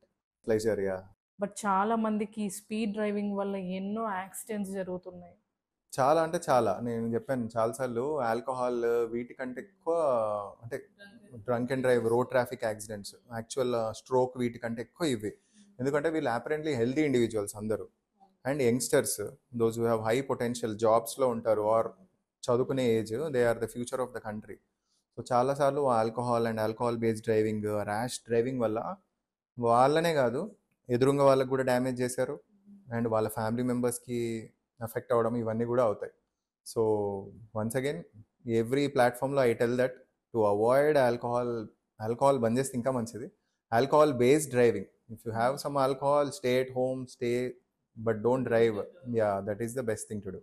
సో మీరు అన్నారు కదా డ్రంక్ అండ్ డ్రైవ్ కేసెస్లో చాలా మంది వస్తున్నారని, so your message to youth? Main thing is to avoid alcohol and alcohol based driving. ఎందుకంటే అది it not only affects you personally, your family, but also the other persons also. చాలాసార్లు క్యాజువాలిటీకి చూసాము, అమాయకులు ఉంటారు పాపం, వాళ్ళు నార్మల్గా వెళ్తుంటారు, సార్ ఎవరో వచ్చి గుద్దేసి వెళ్ళిపోయారు అంటారు. సో వీళ్ళేం పాపం చేశారు పాపం, కదా, సరే నువ్వు అంటే ఆల్కహాల్ చేసినావు, దానికి తగ్గట్టు ఏదో ఒకటి అనుభవిస్తున్నావు అని. వాళ్ళు ఏం చేశారు? So it is always wise to avoid alcohol and alcohol based driving. That will help you and your family as well. So అంటే మీరు ఆ టైంలో ఎమర్జెన్సీ డిసిషన్స్ అనేది ఎలా తీసుకుంటారు? బేసికల్గా ఏంటంటే మేము ఫస్ట్, నేను నిమ్స్ హాస్పిటల్లో ఉన్నప్పుడు కూడా డాక్టర్ రాజేష్ సార్ ఉండే మాకు. ఒక ఎమర్జెన్సీ డ్యూటీలో సేమ్ ఇట్లనే ఒక 14 ఇయర్స్ బాయ్ వచ్చాడు. Within half an hour to 40 minutes ఎంత హడావిడి చేసేసి సర్జరీకి తీసుకున్నారంటే, అప్పుడు నాకు అది తెలియలేదు, నేను న్యూరో సర్జరీ ఫస్ట్ ఇయర్లో ఉండే. Within half an hour సర్జరీకి ఇమీడియట్గా ఆయనే స్ట్రెచర్ లాక్కుంటూ వెళ్ళి మరీ సర్జరీ చేసేసాడు. Is associate professor. అంటే ఆ స్టేజ్లో ఉండి అట్లా చేశాడు. ఫైనల్ ఇయర్ పీజీస్ ఉండే, మేము కూడా ఉండే. బట్ ఏంటంటే he knows the value of time. With with మేము కూడా ఎక్స్పీరియన్స్ వచ్చేసరికి, తర్వాత ఫైనల్ ఇయర్ వచ్చేసరికి వి న్యూ దట్. సో ఆ ఎమర్జెన్సీలో డిసిషన్స్ తీసుకోవడం అలవాటు అయిపోయింది. అంటే on table some times we may get surprise also. Blood clot అని పోతాం, సడన్గా ఇన్ఫెక్షన్ ఉంటుంది, ఆర్ మనం అనుకున్న దానికంటే ఎక్కువ బ్లీడింగ్ అవుతుంది, ఆర్ బ్రెయిన్ బల్జింగ్ ఉంటుంది. ఆ టైంలో we're train to do that. First నుంచి అట్లాంటి కేసెస్ ఎక్స్పోజ్ అయ్యాయి, సడన్గా ఎవరికైనా కూడా ఇదే అవుతుంది. బట్ ముందు నుంచి అట్లా ఉన్నాము. అండ్ ప్రాబబ్లీ న్యూరో సర్జన్కి అట్లా లయన్స్ హార్ట్ ఉండాలి, ఎందుకంటే ఆ బ్రెయిన్ని అట్లా చూడడము, అవి ఆ ఎమర్జెన్సీలో ఫాస్ట్ డిసిషన్స్ తీసుకోవడం చాలా important. That is what it matters. So ఎక్కడ ఆగాలి, ఏ కేసుకి సర్జరీ చేయొద్దు, ఏ కేసులో ఒకవేళ మనం ట్యూమర్ కేసు చేస్తున్నాము ఎక్కడ స్టాప్ చేయాలి.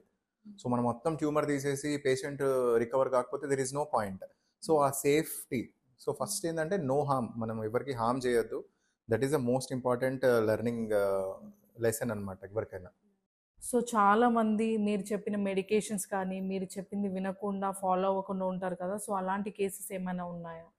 చాలా మంది ఉంటారు. అంటే like for example fits patients వాళ్ళు ఏంటంటే అంత బాగానే ఉంటుందని మెడిసిన్ స్టాప్ చేస్తారు. వాళ్ళని 3 months తర్వాత ఫాలోఅప్కి రమ్మంటాం, దే డోంట్ కమ్. మళ్ళీ 6 నెలలకో 8 నెలలకో ఫిట్స్ వస్తాయి, మళ్ళీ అప్పుడు వస్తారు. సో అప్పుడు ఏమవుతుందంటే అనుకున్న దానికంటే ఇంకెక్కువ మనం మళ్ళీ డోస్ పెట్టాల్సి వస్తుంది, మళ్ళీ స్టార్టింగ్ నుంచి చేయాల్సి వస్తుంది. అండ్ ఎస్పెషల్లీ టీబీ మెడిసిన్స్, ఇప్పుడు టీబీ వల్ల స్పైన్ అఫెక్ట్ అవుతుంది, బ్రెయిన్ కూడా టీబీ వల్ల అఫెక్ట్ అవుతుంది. సో వాళ్ళకి ఏంటంటే 1.5 year వరకు అట్లీస్ట్ మెడిసిన్స్ వాడాలి, ట్యూబర్క్లోసిస్ మెడిసిన్స్. చాలామంది ఏం చేస్తారంటే 3 months 6 months ఆపేస్తారు, న్యూట్రిషన్ సరిగ్గా ఉండదు, మళ్ళీ టీబీ ఇన్ఫెక్షన్ పెరిగి వస్తారు. వాళ్ళకి తర్వాత రెగ్యులర్ టీబీ మెడిసిన్స్ కూడా పనిచేయవు. కొంతమందికి ట్యూమర్స్ స్టార్టింగ్ స్టేజ్లో, ఇప్పుడు నార్మల్ హెడేక్కి చేసుకుంటారు, వెరీ స్మాల్ ట్యూమర్ బయటపడుతుంది, 1 centimeter ట్యూమర్ అనుకోండి, ఆర్ 1/2 centimeter ట్యూమర్. దానికి సర్జరీ చేయలేము అండ్ మనం ఎటువంటి ట్రీట్మెంట్ కూడా ఇవ్వలేము. వాళ్ళకి ఏం చెప్తాము, ఎవ్రీ 6 monthsకో 1 yearకో we ask them to get back again, మళ్ళీ స్కాన్ చేసి రమ్మంటాము. వాళ్ళు they will be lost for follow up. అట్లాంటి వాళ్ళు కూడా ఉంటారు, మళ్ళీ 3 yearsకో 4 yearsకో మళ్ళీ సిమ్టమ్స్ అయ్యి ట్యూమర్ పెద్దగా అయ్యాక వస్తారు. సో ఇట్లాంటివి లాస్ట్ ఫర్ ఫాలోఅప్ చాలా మందికి ఉంటాయి. బట్ ఈ మధ్య ఎడ్యుకేషన్ పెరిగినప్పుడు, అవేర్నెస్ పెరిగినప్పుడు people are knowing that. So of late అయితే లేదు. సో మీరు ఇందాక చెప్పారు కదా మీ మోస్ట్ ఛాలెంజింగ్ కేస్ గురించి, సో అలా ఎప్పుడైనా ఏదైనా రోజు ఉందా యూ ఫెల్ట్ వెరీ సాడ్ అలా? బ్యాడ్గా అంటే గుడ్ అండ్ బ్యాడ్ ఇంకా part of our lifes. Sometimes we can save the patient. ఎప్పుడైతే అన్ని 100% ఎఫర్ట్స్ పెట్టి కూడా పేషెంట్ని సేవ్ చేయలేము అనుకున్నారు అనుకోండి, ఆ టైంలో బ్యాడ్ అవుతాము. బట్ మోస్ట్ బ్యాడ్ అయ్యేది ఎప్పుడు అంటే ఫీల్ అయ్యేది ఎప్పుడంటే, బ్రెయిన్లో బ్లడ్ క్లాట్ ఉంటుంది. రీసెంట్గానే ఒక ఎగ్జాంపుల్, యంగ్ పేషెంట్ 26 years, బ్రెయిన్లో బ్లడ్ క్లాట్ అయింది. మార్నింగ్ 26 ఏజ్, మార్నింగ్ 10 o'clock అయింది. They went to some XYZ hospital. అక్కడ ఒక 2 గంటలు వెయిట్ చేశారు, డిలే అయిపోయింది ఫైనాన్షియల్ ఇష్యూస్ వల్లనో దేని వల్లనో. Then they went to a government hospital. అక్కడ 3-4 hours వెయిట్ చేయడం due to some or the other issues. ఇక్కడ ఏ హాస్పిటల్ని తక్కువ చేసి అనట్లేదు, బట్ వాళ్ళ డిసిజన్ మేకింగ్, వాళ్ళు ఏంటంటే సర్జరీ అని చెప్పగానే ఇమ్మీడియట్గా యాక్సెప్ట్ చేయరు. వాళ్ళు they came to me at evening 8 o'clock వచ్చారు. మార్నింగ్ 10 o'clock అయితే 8 o'clock, ఈవినింగ్ 8 అంటే almost more than almost 10 hours 12 hours వచ్చారు. వచ్చి చూసేసరికి పేషెంట్ బ్రెయిన్ డెడ్ ఉన్నారు. అంటే ఇంకా ఆ టైంలో సర్జరీ చేసి కూడా యూజ్ లేదు. బ్రెయిన్ డెడ్ అంటే ఇంకా దెర్ ఇస్ నో రియాక్షన్ అనమాట, బాడీలో బ్రెయిన్ అనేది పనిచేయట్లేదు. అట్లాంటి వాళ్ళకి మెడికల్ లీగల్గా మనం సర్జరీ చేయొద్దు. సో మనం సేమ్ పేషెంట్ని ఒకవేళ మార్నింగ్ 8 o'clockది 9 o'clock సర్జరీ చేస్తుంటే probably would have survived. So ఆ అవేర్నెస్ అనేది ఇంకా చాలామంది దగ్గర ఉండదు. కొంచెం సిస్టమ్ ఇష్యూస్ ఉన్నాయి కొన్నిసార్లు. వాళ్ళ ఎట్లా అంటే మల్టిపుల్ పీపుల్ అడ్వైజ్ ఇస్తారు, అక్కడ పోదాం ఇక్కడ పోదాం. కొంతమంది పెరిఫరీస్లో ఉంటారు, ఫర్ ఎగ్జాంపుల్ ఖమ్మంలోనో మెదక్లోనో ఉంటారు. అరే హైదరాబాద్లో పోదాం, నాకు తెలిసిన డాక్టర్ ఉంటారని వచ్చేస్తారు. దారిలో ఏమవుతుంది ఇప్పుడు 3 అవర్స్ 4 అవర్స్ ట్రాఫిక్ ఉండదు, వాళ్ళ కంట్రోల్లో ఉండదు, ఎంత అంబులెన్స్ వేసుకున్నా కూడా మనం చేయలేం కదా. ఇప్పుడు అదే ఖమ్మంలో మెదక్లో న్యూరో సర్జన్స్ లేరా, అక్కడ సర్జరీ చేసుకోవాలి. నాకు చాలామంది స్కాన్స్ పెడతారు. స్కాన్స్ పెట్టగానే సార్ మీ దగ్గరకు వద్దాం అనుకుంటున్నాం అంటే నేను స్కాన్ చూసి చెప్పేస్తాను, దెర్ ఇస్ నో యూజ్ అమ్మా, ఇప్పుడు అక్కడి నుంచి షిఫ్ట్ చేయొద్దు, మీరు ఎక్కడున్నారో అక్కడ బేసిక్ సర్జరీ చేసుకోండి, కావాలంటే నేను దాన్ని బట్టి సజెషన్స్ ఇస్తాను, బట్ ఇప్పుడు షిఫ్ట్ చేయడం కరెక్ట్ కాదని. సో ఎప్పుడైతే అందరూ కూడా అంటే హెల్త్ కేర్లో ఉన్న వాళ్ళు అందరూ జెన్యున్గా, మిడిల్ మెన్ ఉంటారు కదా, వాళ్ళు కూడా జెన్యున్గా ఆలోచిస్తే చాలా వరకు ఇట్లాంటివన్నీ ఇన్సిడెంట్స్ మనం అవాయిడ్ చేయవచ్చు. అంటే ఈ బ్లడ్ క్లాట్స్ అనేది ఎప్పుడు వస్తాయి? మనం కింద పడి హెడ్కి దెబ్బ తాకినప్పుడు బ్లడ్ క్లాట్స్ అనేటివి వస్తాయా?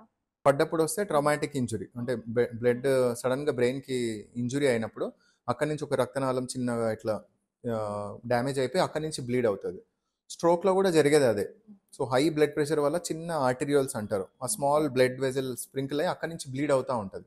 చూస్తే చాలా చిన్న వెజిల్ ఉంటుంది, బట్ హై ఫ్లో కదా బ్రెయిన్లో, అండ్ అంత బ్లడ్ ప్రెషర్కి ఇది అవుతుంది. సో కోమా గురించి మాట్లాడుకుంటే ఎలాంటి కేసెస్లో పీపుల్ కోమాలోకి వెళ్తారు?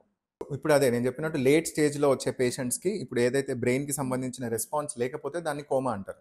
అంటే బాడీలో ఇంకా అన్ని ఆర్గాన్స్ పనిచేస్తుంటాయి, హార్ట్ బాగానే ఉంటుంది, కిడ్నీస్ లంగ్స్ అన్నీ బాగానే ఉంటాయి, బట్ బ్రెయిన్ నుంచి ఎటువంటి సిగ్నల్స్ రావు. సో వాటిని మనము బ్రెయిన్ డెడ్ ఆర్ కోమా అంటాం. So coma equal to brain dead? అది వెరీ బ్రాడ్ టర్మ్, మనం అట్లా డిక్లేర్ చేయలేము. బ్రెయిన్ డెడ్ అనేది ఎప్పుడు వాడతామంటే చాలా మందికి ఇప్పుడు కొంతమంది ఆర్గాన్ డొనేషన్కి విల్లింగ్ ఉంటారు. ఆర్గాన్ డొనేషన్కి ఎవరైతే అంటే అవయవ దానం చేస్తారు కదా పేషెంట్స్, ముందే వాళ్ళు సైన్ చేసిన వాళ్ళు, వాళ్ళ ఫ్యామిలీ మెంబర్స్ ఎవరైతే ఆర్గాన్ డొనేషన్కి విల్లింగ్ ఉంటారో వాళ్ళకి మనం బ్రెయిన్ డెడ్ సంబంధించిన టెస్ట్ చేస్తాం. ఓకే. ఆప్నియా టెస్ట్ అంటాము, వెంటిలేటర్ మీద డిఫరెంట్ టెస్ట్లు చేస్తాము. అవి చేస్తేనే మనం బ్రెయిన్ డెడ్ అన్న పదాన్ని యూజ్ చేయడానికి ఉంటుంది. బట్ అదర్వైజ్ ఇన్ జనరల్గా మనం బ్రెయిన్ డెడ్ అనే సిచ్యువేషన్ యూజ్ చేయము. కోమా అనేది కామన్గా సినిమాల్లో వాడుతుంటారు. Any unconscious patient is coma. ఇప్పుడు ఆల్కహాల్ దాగి వస్తాడు పేషెంట్, కంప్లీట్గా అన్కాన్షియస్ ఉంటారు, అది కోమా కాదు. అంటే డెఫినేషన్ వైజ్ చూసుకుంటే ఆయన అన్కాన్షియస్, రెస్పాండ్ అవ్వట్లేదు కాబట్టి కోమా అనొచ్చు, కానీ యాక్చువల్ కోమా అంటే బ్రెయిన్ నుంచి ఎటువంటి రెస్పాన్స్ లేకుండా, కదలిక లేకపోతే అప్పుడు మనం దాన్ని కోమా అంటాం. ఫస్ట్లీ యాక్సిడెంట్ అవ్వగానే, హెడ్ ఇంజురీ అవ్వగానే మెయిన్గా మీ దగ్గరికి రాకముందు మేము చేయాల్సిన పని ఏంటి? ఇప్పుడు ఏంటంటే ఇప్పుడు రోడ్ పైన రోడ్ ట్రాఫిక్ యాక్సిడెంట్ అవుతుంది, హెడ్ ఇంజురీ అవుతుంది. ఫస్ట్ థింగ్ ఏంటంటే మనము పేషెంట్కి ఏమన్నా ఆబ్జెక్ట్స్, హార్డ్ ఆబ్జెక్ట్స్ ఏమన్నా కుచ్చుకున్నాయి అంటే, గ్లాస్ ఆబ్జెక్ట్స్ బ్లీడింగ్ అవుతుందో చూసుకోవాలి. అక్కడి నుంచి యాక్టివ్ బ్లీడింగ్ అవుతుందంటే ఫస్ట్ ఏదైనా క్లీన్ క్లాత్ తీసుకోనో కర్చీఫ్ తీసుకోనో బ్లీడింగ్ అనేది కంట్రోల్ చేసుకోవాలి. ఓకే. అండ్ అక్కడ మనము కొన్నిసార్లు హెడ్ ఇంజురీస్తో పాటు లాంగ్ బోన్ ఫ్రాక్చర్స్ అంటే చెయ్యి కాలు ఏదన్నా ఇట్లా వంకర అయిపోతుంది. సో వాళ్ళకి ఎక్కువ మూమెంట్ అనేది చేయొద్దు. సో మూమెంట్ చేయకుండా అది ఏ పొజిషన్లో ఉందో అదే పొజిషన్లో కింద ఒక కార్డ్బోర్డ్ పెట్టో లాగ్ వుడ్ లాంటిది పెట్టేసి కట్టేసి కదలకుండా తీసుకురావాలి. అట్లాంటి కండిషన్స్లో మోర్ దెన్ హెడ్ అండ్ ఇది నెక్ చాలా సివియర్గా ఇంజురీ అయ్యే ఛాన్స్ ఉంటాయి. కొంచెం నెక్ బెండ్ అయినా కూడా ఒక్కొక్కసారి కంప్లీట్గా స్పైనల్ కార్డ్ డ్యామేజ్ అయ్యే అవకాశం ఉంటుంది. So head and neck together మనము షిఫ్ట్ చేసుకోవాలి. ఇప్పుడు ఒక పక్కన తీసి స్ట్రెచర్ మీద ఎక్కడానికి కూడా మీరు చాలాసార్లు అబ్జర్వ్ చేస్తే టుగెదర్ యాజ్ ఎ బాడీ ఏకదమ్ ఒకసారి తీసి పడతారు, ఎందుకంటే ఆ హెడ్ అండ్ నెక్ సపరేట్గా మూవ్ కావద్దు, ఎందుకంటే మనకి ఎక్కడ ఇంజురీ అయిందో తెలియదు కాబట్టి. Always we have to assume that there is injury to the cervical spine any accident cases, unless మనం ఎక్స్రేతోని ఏదైనా రూల్ అవుట్ చేస్తే తప్ప నెక్ బాగుంది అని ఫిక్స్ అవ్వద్దు. సో నెక్ అబ్నార్మల్ మూమెంట్స్ చేయొద్దు, యాక్టివ్ బ్లీడింగ్ ఉంటే స్టాప్ చేసుకోవాలి, ఫ్రాక్చర్స్ ఏమైనా ఉంటే దాన్ని డిస్టర్బ్ చేయకుండా అదే పొజిషన్లో మనం ఏదైనా కట్టేసి తీసుకొని రావాల్సి వస్తుంది. నెక్స్ట్ మనం స్లీప్ పారాలిసిస్ గురించి మాట్లాడుకుంటే అది ఎందుకు వస్తుంది? బేసికల్గా sleep paralysis again more of psychological psychiatric issue deal చేస్తారు దీన్ని. బట్ యూజువల్గా ఏంటంటే మోర్ ఆఫ్ స్ట్రెస్ఫుల్ లైఫ్ స్టైల్స్లో కానీ ప్రాపర్ స్లీప్ లేకపోయినా కూడా దీనివల్ల ఆర్ యాంగ్జైటీ ఉన్న పేషెంట్స్కి ఇది వస్తుంది. స్లీప్ పారాలిసిస్ ఎట్లా అంటే మనకి స్లీప్లో 2-3 స్టేజెస్ ఉంటాయి. ఆ స్టేజెస్ కన్వర్షన్లో ఉన్నప్పుడు, లైటర్ స్టేజ్లో ఉన్నప్పుడు కంప్లీట్గా బాడీ అనేది కాన్షియస్నెస్కి వస్తుంటుంది, but still most of the body అనేది కంప్లీట్గా వీక్ అయిపోయి ఉంటుంది. సో వాళ్ళకి ఆ కాన్షియస్నెస్ తెలుస్తుంటుంది నా బాడీ కదలట్లేదు అని, but they cannot do anything, ఆ స్లీప్ నుంచి బయటికి రాలేరు. So it is a very vast subject. So right brain and left brain గురించి మాట్లాడుకుంటే ఆ డిఫరెన్స్ అనేది రియలా, just saying like right brain creativity, left logical అని? ఇంతకుముందు ట్యూమర్స్ చెప్పేటప్పుడు ప్రతి ఒక్క ఏరియాకి ఒక ఫంక్షన్ ఉంటుంది. సో రైట్ డామినెంటా లెఫ్ట్ డామినెంటా అని ఉంటుంది. సో ఎందుకు అది డామినెంట్ అంటే చాలామంది రైట్ హ్యాండర్స్కి 90% of the time left side brain is dominant. So so dominant ఎందుకు అంటే ఏదైతే స్పీచ్ ఏరియా ఉంటుందో దాన్ని డామినెంట్ అంటాం జనరల్గా. సో మామూలుగా మనందరికి ఎవరైతే రైట్ హ్యాండర్స్ ఉంటారో speech area is on the left side. So left side యూజువల్గా ఏంటంటే కాన్సన్ట్రేషన్ కానీ, థింకింగ్ ఎబిలిటీ కానీ, okay, memory related, speech related ఇవన్నీ కూడా left side brain is more functional. Right side ఏంటంటే కొంచెం క్రియేటివ్ థింకింగ్ చేయడం కానీ, అజంప్షన్స్ ఉంటాయి అవి, ఆర్ మ్యూజిక్ రిలేటెడ్ కానీ, ఎమోషనల్ రిలేటెడ్ ఇవన్నీ కూడా రైట్ సైడ్. సో ఫంక్షన్స్ డెఫినెట్గా సపరేట్ ఉంటాయి దేనికి దానికి. మనం ఎస్పెషల్లీ ఫంక్షనల్ స్కాన్స్ ఉంటాయి, కొన్నిసార్లు బ్రెయిన్ ట్యూమర్ ఒక పర్టికులర్ ఏరియాలో ఉంటే మేము ఫంక్షనల్ స్కాన్స్ అడ్వైస్ చేస్తాం. దాంట్లో ఏ ఫంక్షన్ అఫెక్ట్ అయింది అనేది కంప్లీట్గా మనం ముందే సర్జరీస్ ముందే దాన్ని ఫైండ్ అవుట్ చేయాల్సి వస్తుంది. సో ఫంక్షన్ ఈచ్ బ్రెయిన్కి ఉండదు అన్నది నిజమే, and most of the right హ్యాండర్స్కి లెఫ్ట్ సైడ్ బ్రెయిన్ డామినెంట్ ఉన్నది నిజమే. లెఫ్ట్ హ్యాండర్స్కి రైట్ హ్యాండర్స్కి లెఫ్ట్. Yeah, mostly. కాకపోతే most of the left handers కూడా లెఫ్టే బ్రెయిన్ డామినెంట్ ఉంటుంది. అది మనం ఓన్లీ ఆ ఫంక్షనల్ పెట్ స్కాన్ చేసి అది చేస్తేనే మనం ఐడెంటిఫై చేయగలుగుతాం. సో కొంతమంది కిడ్స్లో హెడ్ సైజ్ పెద్దగా ఉంటుంది, వాళ్ళ బ్రెయిన్ పెద్దగా ఉంటుంది అని అంటారు కదా. సో అది ఎంతవరకు సీరియసా లేదంటే కామనా? హెడ్ సైజ్ పెద్ద ఉందనేది చిన్నప్పుడు హైడ్రోకెఫలస్ అంటారు. దట్ ఈస్ బ్రెయిన్ సైజ్ చిన్న ఉంటుంది యాక్చువల్గా, ఓన్లీ వాటర్ సైజే ఎక్కువ ఉంటుంది దాంట్లో. So brain is made up of water and brain matter. So water content ఎక్కువైనప్పుడు బ్రెయిన్ మ్యాటర్ని పుష్ చేసేస్తుంది ఒక సైడ్. సో హైడ్రోకెఫలస్లో ఉన్న పేషెంట్స్కి బ్రెయిన్ మ్యాటర్ చాలా చిన్న ఉంటుంది, సో వాళ్ళకి ఐక్యూ తక్కువ ఉంటుంది. And as early as possible వాళ్ళకి ఆ వాటర్ అనేది డ్రైన్ చేయాలి. సో షంట్ అంటాము, షంట్ సర్జరీ. సో పుట్టిన పిల్లలకు కూడా ఒక్కొక్కసారి షంట్ చేయాల్సి వస్తుంది. సో ఆ బ్రెయిన్ వాటర్ అనేది మనం కిందికి డైవర్ట్ చేసేసుకోవాల్సి వస్తుంది, అబ్డామెన్లోకి పెడతాము. అంటే అది ఎంత ఎక్కువ ఉన్నప్పుడు మనం ఇలా అనుకోవచ్చు? మనకి purely that is size of the ventricles అంటే స్కాన్లోనే ఐడెంటిఫై చేయగలుగుతాం. హెడ్ సైజ్, హెడ్ అంత అబ్నార్మల్గా పెరిగిందంటే 100% స్కాన్లో కూడా అబ్నార్మల్ ఉంటుంది. సో అది యాజ్ ఎర్లీ యాజ్ పాసిబుల్ చేసుకోవాలి. ఎంత ఎర్లీగా బ్రెయిన్ ప్రెషర్ తగ్గించుకుంటే మళ్ళీ నార్మల్ ఫంక్షన్స్ వచ్చే ఛాన్సెస్ ఉంటాయి. ఈ ఆల్కహాల్ కన్సెప్షన్ చేసినప్పుడు ఇది బ్రెయిన్ మీద ఇంపాక్ట్ ఉంటుందా? డెఫినెట్గా ఉంటుంది, మన తెలంగాణలో అందరికీ తెలుసు అది. So so once alcohol percentage in the blood పెరుగుతున్న కొద్దీ ఆ స్టేజ్ వైజ్ హాలిసినేషన్స్ రావడము, కంప్లీట్గా వాళ్ళ దీంట్లో లేకపోవడం ఉంటుంది. సో డెఫినెట్గా బ్రెయిన్ యొక్క అటెన్షన్ కానీ, మెమరీ కానీ, decision making, everything is influenced by the alcohol. కాబట్టి ఆల్కహాల్ తీసుకున్నప్పుడే చాలాసార్లు క్రైమ్ యాక్టివిటీస్ అవన్నీ కూడా జరుగుతాయి, ఎందుకంటే at that time they can't make what is right, what is wrong. So ఇప్పుడు మీ గురించి మాట్లాడుకుంటే లైక్ మీరు ఎంబీబీఎస్ ఎంసీహెచ్ చేశారు. So what inspired you to come to this field? Yeah, so నేను ఫస్ట్ నుంచి ఏంటో డాక్టర్ అని ఫిక్స్ అయిపోయినాం. నేను మా స్కూల్లో టీచర్స్ అడిగినా కూడా ఏమవుతామంటే డాక్టర్, కార్డియాలజిస్ట్ అవ్వాలని. అందుకు ఒక రీజన్ ఏంటంటే మ్యాథ్స్ అంటే కొంచెం భయం ఉండేది అండ్ డ్రాయింగ్స్ అవన్నీ బాగొచ్చు, ఆ ప్యాషన్తోనే పోయినాను. బైపీసీ జాయిన్ అయ్యే ముందు కూడా చాలామంది చెప్పారు, వద్దు జాయిన్ అవ్వద్దు, చాలా లాంగ్ కోర్స్ ఉంటుంది, నీకు మెయింటెనెన్స్ కూడా డబ్బులు ఉండవు, పేరెంట్స్ మీద చాలా రోజులు డిపెండ్ కావాల్సి వస్తుంది, మన దాంట్లో కూడా ఎవ్వరు లేరు, హ్యాపీగా కంప్యూటర్ సైన్స్ తీసుకో, నీకు మంచి టాలెంట్ ఉంది, ఈజీగా సెటిల్ అయిపోవచ్చు అన్నారు. కానీ somehow something stuck on my head, ఖచ్చితంగా బైపీసీ జాయిన్ కావాలని జాయిన్ అయ్యాను. And God's grace at every step I got good mentors. ప్రతి లెవెల్లో రైట్ డిసిషన్స్ అని చెప్తారు కదా, జబ్ భగవాన్ దేతా హై చప్పటి వాడికే దేతా హై అన్నట్టు. సో ప్రతి స్టేజ్లో కూడా నాకు రైట్ టీచర్స్ని, రైట్ పర్సన్స్ని, అండ్ నేను రైట్ డిసిషన్ తీసుకునేటట్టు చేశారు. ఇప్పుడు రెట్రోస్పెక్టివ్గా నేను ఆలోచిస్తే, నేను ఇంటర్లో ఉన్నప్పుడు మా ఫాదర్ వెంబడి అట్లా గోకుల్ చాట్ వెళ్ళేవాడిని. గోకుల్ చాట్ కట్లెట్ అవన్నీ తింటాం కదా. సో అక్కడ వెళ్ళినప్పుడు ఉస్మానియా మెడికల్ కాలేజ్ నుంచి యాప్రాన్స్ వేసుకొని, స్టెత్ వేసుకొని, మెడల్ వేసుకొని వచ్చారు కొంతమంది డాక్టర్స్. వాళ్ళని చూసి కూడా నేను ఇన్స్పైర్ అయినా, అరే ఎంత బాగుంది ఇట్లా యాప్రాన్స్ వేసుకొని, నేను కూడా ఉస్మానియాలో జాయిన్ అయ్యి గోకుల్ చాట్కి రావాలి అని కూడా అనుకున్నాను. నా ఏ క్షణాన అనుకున్నానో, ఏ తదాస్తు దేవతలు అట్లా చెప్పారో, సో నాకు ఉస్మానియాలోనే వచ్చింది. ఉస్మానియా మెడికల్ కాలేజ్లో జాయిన్ అయ్యాను. దానికంటే ముందు 98 ర్యాంక్ వచ్చింది మాది. ఇంకా రిజర్వేషన్స్ ఇవన్నీ దీంట్లో ఫస్ట్ టైం ఇంకా కొంచెం వేరే ర్యాంక్ వచ్చింది, 1998 ర్యాంక్ వచ్చినుండే. Then again I have to study. నేను అప్పుడు విజయవాడ వెళ్ళి ఒక 1 year హాస్టల్లో చదివి వచ్చాను. So that was only 1 year probably is life turning for me. ఎందుకంటే అప్పటి వరకు ఇల్లు వదిలి ఎప్పుడు పోలేదు, హాస్టల్లో ఉండి అప్పటిదాకా లాడ్లా, అంటే నేను ఇంట్లో చిన్న పిల్లని, అంటే 5th one, చిన్న కొడుకు కాబట్టి అంత దగ్గర వచ్చేవి ఏవి అడిగినా కూడా. సమ్హౌ నా మంచికే అనుకున్నా. హాస్టల్ పోయినాక I had some health issues, అది ఇది అయింది. ఓవరాల్గా దెన్ ఐ సెక్యూర్డ్ 98 ర్యాంక్. హాస్టల్లో ఉన్నప్పుడు ఇంకా మా ఇంట్లో పండుగలకి దానికి పిలిచినా నేను సీట్ కొట్టేంత వరకు ఐ డోంట్ కమ్ అని చెప్పాను. So I use to read ఆ టైంలో 14 to 16 hours చదివాను ఎవ్రీడే. కాన్స్టెంట్ కూర్చొని కూర్చొని నాకు బ్యాక్ మొత్తం స్టిఫ్ అయిపోయింది. నేను చెప్పాను కదా హెల్త్ ఇష్యూస్ అని. I was unable to walk also. So ఎగ్జామ్కి 1 month ముందు I had very severe back stiffness. ఇంకా ఇంకా అప్పుడు తప్పదని డాక్టర్ దగ్గర తీసుకుపోయారు. నీకు ఇట్లయితే కష్టం అవుతుంది, నీకు లైఫ్ కావాలా ఎగ్జామ్స్ కావాలా అంటే నాకు ఎగ్జామ్స్ కావాలి అని అప్పుడు ఇంకా డైలాగ్ గుర్తుంది నాకు. సో దెన్ ఈ సైడ్ నేను ఐ గివ్ యూ పవర్ఫుల్ మరి పెయిన్ కిల్లర్స్, కొన్ని స్టిరాయిడ్స్ పెట్టాల్సి వస్తుంది మరి నీకు, అప్పుడే నువ్వు ఎగ్జామ్ రాయగలుగుతావు అంటే చలో ఓకే నో ప్రాబ్లం అని చెప్పాను. మై ఫాదర్ వాజ్ ఇన్సిస్టింగ్ వద్దు అని. Then I took pain killers, బాగా వెయిట్ గెయిన్ అయిపోయాను. బట్ ఒక్కసారి ర్యాంక్ వచ్చాక దెన్ ఐ జాయిన్ ఫిజియోథెరపీ. ఒక 3 months అగ్రెసివ్ ఫిజియో చేసి then came back in shape. Yeah.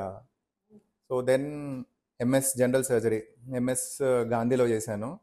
So దాంట్లో కూడా ఆల్ కైండ్స్ ఆఫ్ అటు ఎంజాయ్మెంట్ చేసాము అండ్ అకాడమిక్స్ ఫాలో అయ్యాను. Then I was university gold medallist combined Telugu స్టేట్స్కి. దెన్ ఆ టైంలో ఇంతకుముందు చెప్పినట్టు న్యూరో సర్జరీ డిసైడ్ అయ్యాను, ఇంకా న్యూరో సర్జరీ చేయాలని. చిన్నప్పుడు ఆ ఫ్యాంటసీ ఉంటుంది కదా, సినిమాలు చూసి లేకపోతే ఎట్లా చూసి కార్డియాలజీ అని చెప్పేసాను. నాది అంటే ఎంబీబీఎస్ అయ్యాక పీజీ కోచింగ్ ఉంటుంది కదా, వెళ్ళేటప్పుడు నేను ఫిక్స్ అంటే ఇది తీసుకోవాలని ఏం ఫిక్స్ కాలేదు. ఏదున్నా అది కౌన్సిలింగ్లో అది చిన్న ఇంట్రెస్టింగ్ ఇన్సిడెంట్ జరిగింది. ఏంటంటే ఫస్ట్ ఏం తీసుకుంటాం అంటే జనరల్ మెడిసిన్ తీసుకుంటా అని చెప్పాను ఇంట్లో. దీనికి నాకు 137 ర్యాంక్ వచ్చింది. జనరల్ మెడిసిన్ తీసుకుంటే చూసేసరికి జనరల్ మెడిసిన్ సీట్ అయిపోయింది. మరి నెక్స్ట్ ఏం చేస్తావురా అన్నాడు ఫాదర్.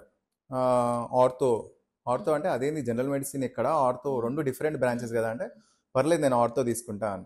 లేదు జనరల్ మెడిసిన్ ప్రైవేట్లో తీసుకుంటే వద్దొద్దు, నేను మీ మీద డిపెండ్ కాదలుచుకోలేదు, నేను నా పాకెట్ మనీ నాకు కావాలి, నేను ఆర్థో తీసుకుంటా అని చెప్పిన.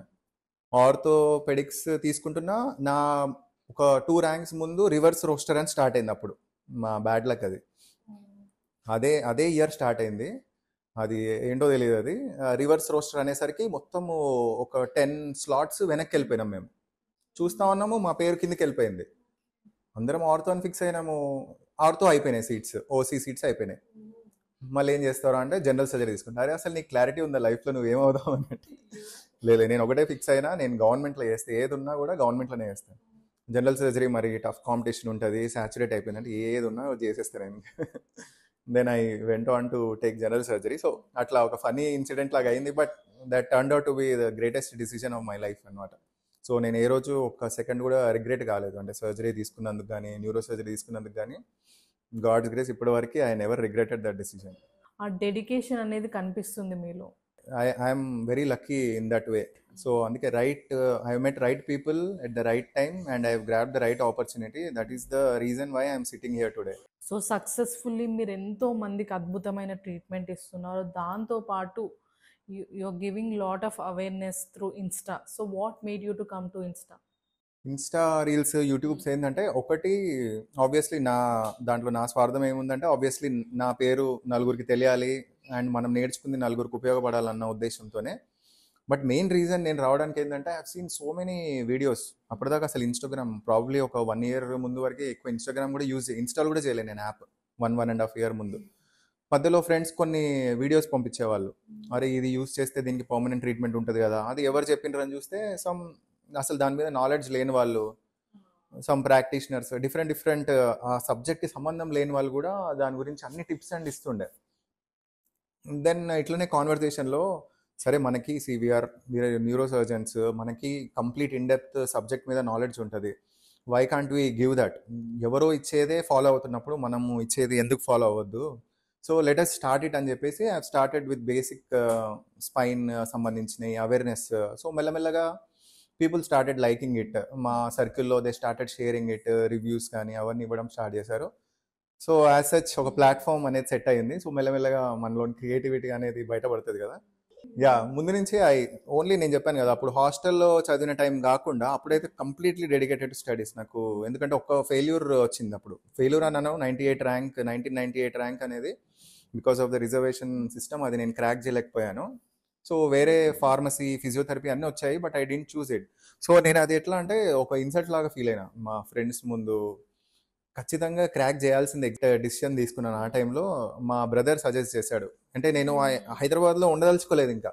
మళ్ళీ ఇదే మొహాలు చూసుకొని మా పాత కాలేజ్ వాళ్ళు కూడా అందరూ వచ్చి జాయిన్ అవ్వండి ఇక్కడే అన్నారు. కానీ I want new environment away from home అని నేను ఫిక్స్ అయిపోయి కైండ్ ఆఫ్ సాక్రిఫైస్ చేసినాను.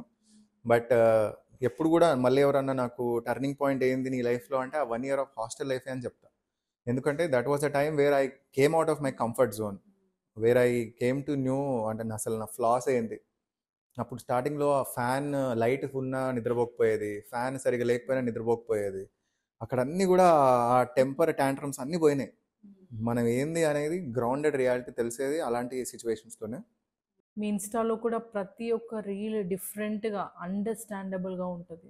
ఎస్. ఇప్పుడు నాకు దేవుడిచ్చిన ఒక వరం ఏంటంటే నేను అది ప్రాపర్గా దాన్ని కౌన్సిల్ చేయగలుగుతాను, కన్వే చేయగలుగుతాను.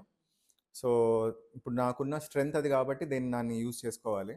సో మ్యాక్సిమం కామన్ మ్యాన్కి అర్థమయ్యేటట్టు ఆ కాన్సెప్ట్ని ఎక్స్ప్లెయిన్ చేయాలి. ఈవెన్ ఓపీకి వచ్చిన పేషెంట్స్ కూడా నేను I try to explain them. So paralysis వచ్చిన పేషెంట్స్ ఉంటారు కదా! సో వాళ్ళకి బ్రెయిన్ స్ట్రోక్ వచ్చినప్పుడు పారాలిసిస్ వస్తదా? బేసికల్గా బ్రెయిన్ స్ట్రోక్ అంటేనే అది లేమన్ టర్మ్స్లో పారాలిసిస్ అంతే. సో పారాలిసిస్ అంటే ఏంటంటే వన్ సైడ్ చెయ్యి కాలు పడిపోవడం కానీ ఆర్ మాట పడిపోవడము, దేన్నైనా కూడా పారాలిసిస్ అంటారు. సో బ్రెయిన్ పారాలిసిస్ అంటే ఏంటంటే వన్ సైడ్ చెయ్యి కాలు పడిపోవడం కానీ మాట పడిపోవడం కానీ, ఫేస్ సంబంధించిన హాఫ్ సైడ్ ఫేస్ పడిపోయినా దాన్ని కూడా పారాలిసిస్ అంటారు. So opposite side for example right side బ్రెయిన్లో బ్లడ్ క్లాట్ ఉంటే లెఫ్ట్ సైడ్ పారాలిసిస్ అవుతుంది, ఆపోజిట్ సైడ్ ఉంటుంది. సో ఆ రైట్ సైడ్లో ట్యూమర్ ఉన్న, బ్లడ్ క్లాట్ ఉన్న, ప్రెషర్ దేని వల్ల వచ్చినా కూడా పారాలిసిస్ అవ్వచ్చు వన్ సైడ్. సో దాన్ని పారాలిసిస్ అంటారు. So most of the paralysis అంటే బ్రెయిన్ స్ట్రోక్ అన్నట్టే మనం పరిగణిస్తాం.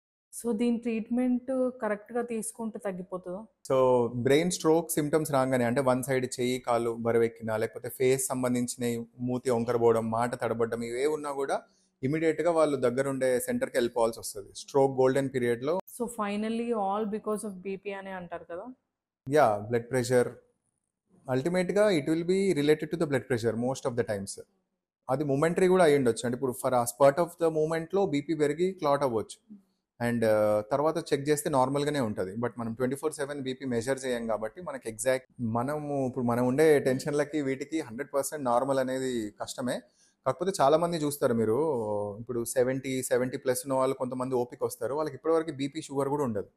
అంటే వాళ్ళు అప్పుడు తిన్న ఫుడ్, వాళ్ళ ఏజ్ పెరుగుతున్నప్పుడు ఉండే food, life style habits and ఆ డిసిప్లిన్ కూడా ఇప్పటికీ వాళ్ళు ఎట్లా అంటే ఫిట్గా ఉంటారు, వాకింగ్ చేస్తారు, ఆన్ టైమ్ డైట్ కూడా ఎంత తినాలో అంత తీసుకోవడము, జంక్ ఫుడ్ తినకపోవడము, అవన్నీ మనం ఇప్పుడున్న సినారియోలో చేసేది చాలా తక్కువ కదా. సో సో అట్లా లైఫ్ స్టైల్ స్ట్రిక్ట్గా మెయింటైన్ చేసే వాళ్ళకి బీపీ రాకుండా కూడా ఉండొచ్చు.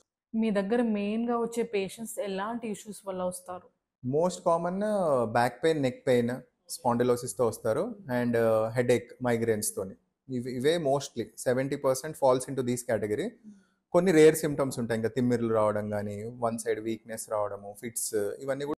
లైక్ తిమ్మిర్లు వచ్చినప్పుడు ఏ స్టేజ్ వరకు మనం సీరియస్‌గా తీసుకోవచ్చు? అదే తిమ్మిర్లు యూజువల్గా starting stage tips of the fingers నుంచి స్టార్ట్ అవుతాయి. గ్లవ్ అండ్ స్టాకింగ్ అంటారు. ఎట్లా అంటే గ్లౌజ్ వేసుకునే, సాక్స్ వేసుకునే ఏరియాలో తిమ్మిర్లు వస్తాయి, glove and stocking neuropathy. So కొంతమందికి తిమ్మిర్లు ఇక్కడ నుంచి స్టార్ట్ అయ్యి స్లోగా పైకి స్ప్రెడ్ అవుతూ ఉంటాయి. సో దానికి రీజన్స్ చాలా ఉంటాయి. ఇప్పుడు first most common sugar, diabetic neuropathy అంటారు, విటమిన్ B12 డెఫిషియన్సీ, కాల్షియం లోపము, మెగ్నీషియం లోపం, చాలా కారణాల వల్ల కూడా రావచ్చు. సో తిమ్మిర్లు స్పాండిలోసిస్ వల్ల కూడా రావచ్చు. సో తిమ్మిర్లు రెగ్యులర్ ఏజ్ రిలేటెడ్ కూడా రావచ్చు. సో సేమ్ మనము ఒకవేళ అవి నార్మల్గా ఉండి రెగ్యులర్ ఇచ్చే సప్లిమెంట్స్తోని తగ్గిపోతుందంటే ఓకే. డే బై డే అది ఇంక్రీజ్ అవుతుంది అండ్ పైకి స్ప్రెడ్ అవుతుంది అంటే మనం దానికి సంబంధించిన. ఎట్ ప్రెజెంట్ మీ టీఎక్స్ గ్రూప్‌లో కన్సల్టెంట్‌గా పనిచేస్తున్నారు కదా! So how is your experience there? So నేను టీఎక్స్ డే 1 నుంచి ఉన్నాను. I been the medical director here, consultant neuro surgeon here, and right from day 1 I'm here. So we started from the scratch, అంటే ఉప్పల్ దగ్గర నుంచి start చేసాము. Then we kept next branch at Kachiguda, then at Banjara Hills. ఇప్పుడు బంజారా హిల్స్లో all high end ఫెసిలిటీస్తోని ఉన్నాము. So modular operation theatres కానీ, microscope, advance microscope and neuro సర్జరీకి సంబంధించిన అన్నీ కూడా, న్యూరో డ్రిల్స్ కానివ్వండి, everything it is well equipped there. So మనకేంటంటే ఇంతకుముందు దేర్ వర్ హాస్పిటల్స్, ఎట్లా అంటే వెరీ హై అండ్ హాస్పిటల్స్ ఉంటాయి విత్ వెరీ హై ప్యాకేజెస్. అక్కడ ఎట్లా అంటే కామన్ మ్యాన్ వెళ్ళాలన్నా కూడా it would be very difficult. And కొన్ని లోవర్ టైర్ హాస్పిటల్స్ ఉంటాయి, వాళ్ళ దగ్గర ఏంటంటే ఫెసిలిటీస్ కూడా అన్నీ ఉండవు, అండ్ దాని తగ్గట్టే ప్యాకేజెస్ కూడా ఉంటాయి. సో ఆ మధ్యలో ఏదైతే వాక్యూమ్ ఉందో TX has fill that space అనమాట. సో ఇట్లా ఎట్లా అంటే giving high and services at an affordable packages తోని ముందుకు వచ్చాము. Even till date it is the same thing going on. So If someone wants to meet you, where and when? బేసికల్గా online appointment తీసుకోవచ్చు or they can call the hospital and take the appointment. So I'm available at Banjara Hills in the morning and so మీరు మీ కెరీర్ని personal లైఫ్ని ఇవి రెండు ఎలా balance చేస్తున్నారు? సో బేసికల్గా నాకు వన్స్ ఇంటూ న్యూరో సర్జరీ మెల్లమెల్లగా మల్టీ టాస్కింగ్ అనేది అలవాటు అయింది. సో చాలామంది మల్టీ టాస్కింగ్ చేయొద్దు, ఒకదాని మీదే ఫోకస్ చేయాలి అంటారు. అది నా ఉద్దేశంలో ఏంటంటే ఇప్పుడు ఎగ్జామ్స్ ఉంటాయి, లేకపోతే అట్లాంటి టైంలో మల్టీ టాస్కింగ్ చేయొద్దు. బట్ రైట్ నౌ నేనున్న సిచ్యువేషన్లో I have trained in the neuro surgery. So మీరు ఇలా ఎప్పుడైనా మిస్ అయ్యారా మీ పర్సనల్ లైఫ్ని, లైక్ ఫంక్షన్స్ ఇలా? Yeah, so my wife, Dr. Gayatri, she is also anesthetist. Now she is working in the government sector. So she'll be like, she's like very cooperative from day one also. Na odd timings ఉంటాయి. Sudden గా we'll be having some event at home or ఏదైనా ఒక function ఉంటుంది.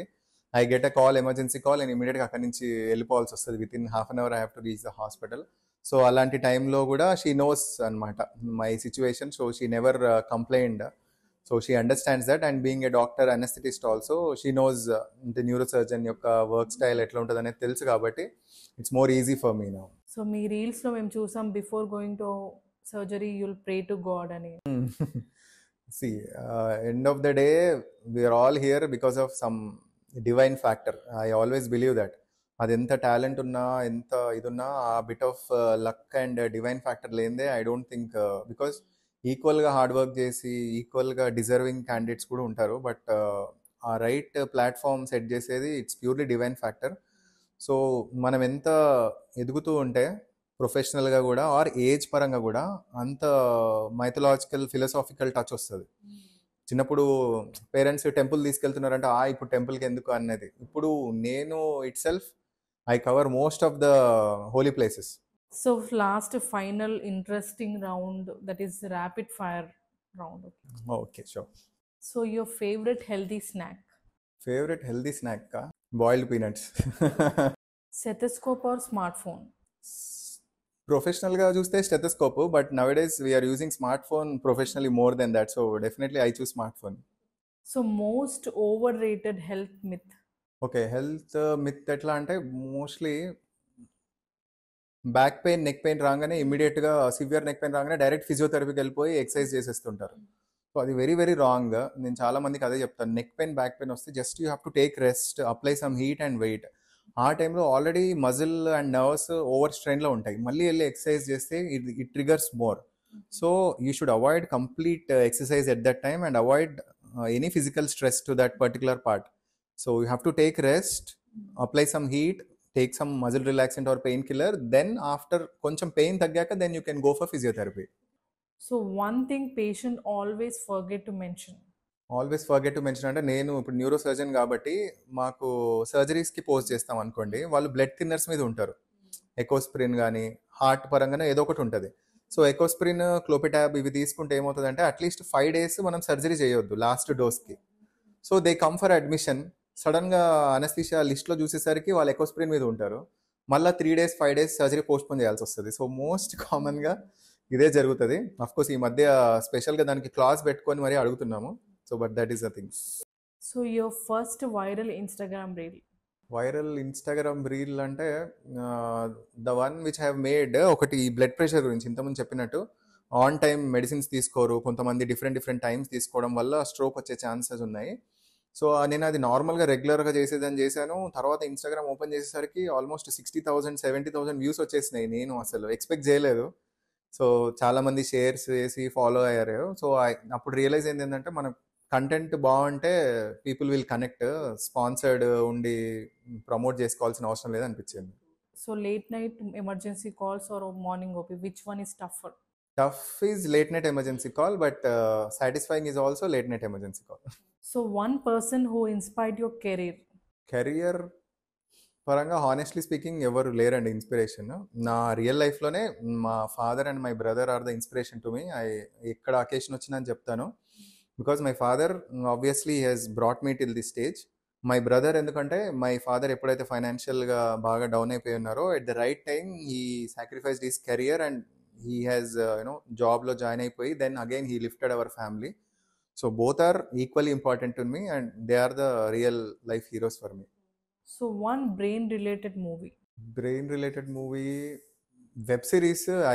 I watch Grey's Anatomy, beautiful series. ఒక టైంలో అయితే addict అయిపోయాను. Covid టైంలో అన్ని సీజన్స్ కంప్లీట్ చేసేసాను. Your stress buster activity. నాకు ఇప్పుడున్న స్టేజ్లో స్ట్రెస్ బస్టర్ నా కిడ్స్, నాకు 2 డాటర్స్. వాళ్ళే స్ట్రెస్ కానీ వాళ్ళే స్ట్రెస్ బస్టర్స్. సో వాళ్ళతోని కొంచెం టైం స్పెండ్ చేస్తే I feel so relaxed. Then describe neurosurgery in one word. Neurosurgery in one word, my life. So లాస్ట్కి one health tip. Health tip, ఇప్పుడు ఒకవేళ ప్రాపర్ సినారియో చూసుకుంటే, అంటే డయాబెటీస్ లేదు, ఏది లేదు అంటే, everyone I recommend to do intermediate fasting. Dinner should be finished by 7 o'clock. Before 7 o'clock dinner అయిపోవాలి. అండ్ ఓవర్ నైట్ మళ్ళీ ఏం స్నాక్స్ కానీ అదేం తినొద్దు. మార్నింగ్ మళ్ళీ 10 వరకు కూడా stomach should be empty. And start your day with black coffee or green tea, whatever you believe in. Then you take some meal. So ఎప్పుడైతే ఆ మధ్యలో అట్లీస్ట్ 12 hours ఆఫ్ గ్యాప్ వస్తుందో ఆ స్టమక్ మెటబాలిజం అయ్యి that is a very good relief అవుతుంది. And other important thing ఏంటంటే, చాలామంది ఏంటంటే 10కి 10:30కి వెళ్ళి డిన్నర్ చేస్తారు, 11 o'clock మంచం ఎక్కేస్తారు పడుకుందామని. సో ఇక్కడ చాలాసార్లు అక్కడ ఏమవుతుందంటే very bad life style develop అవుతుంది. So give at least 2 hours gap between the dinner and your bed time.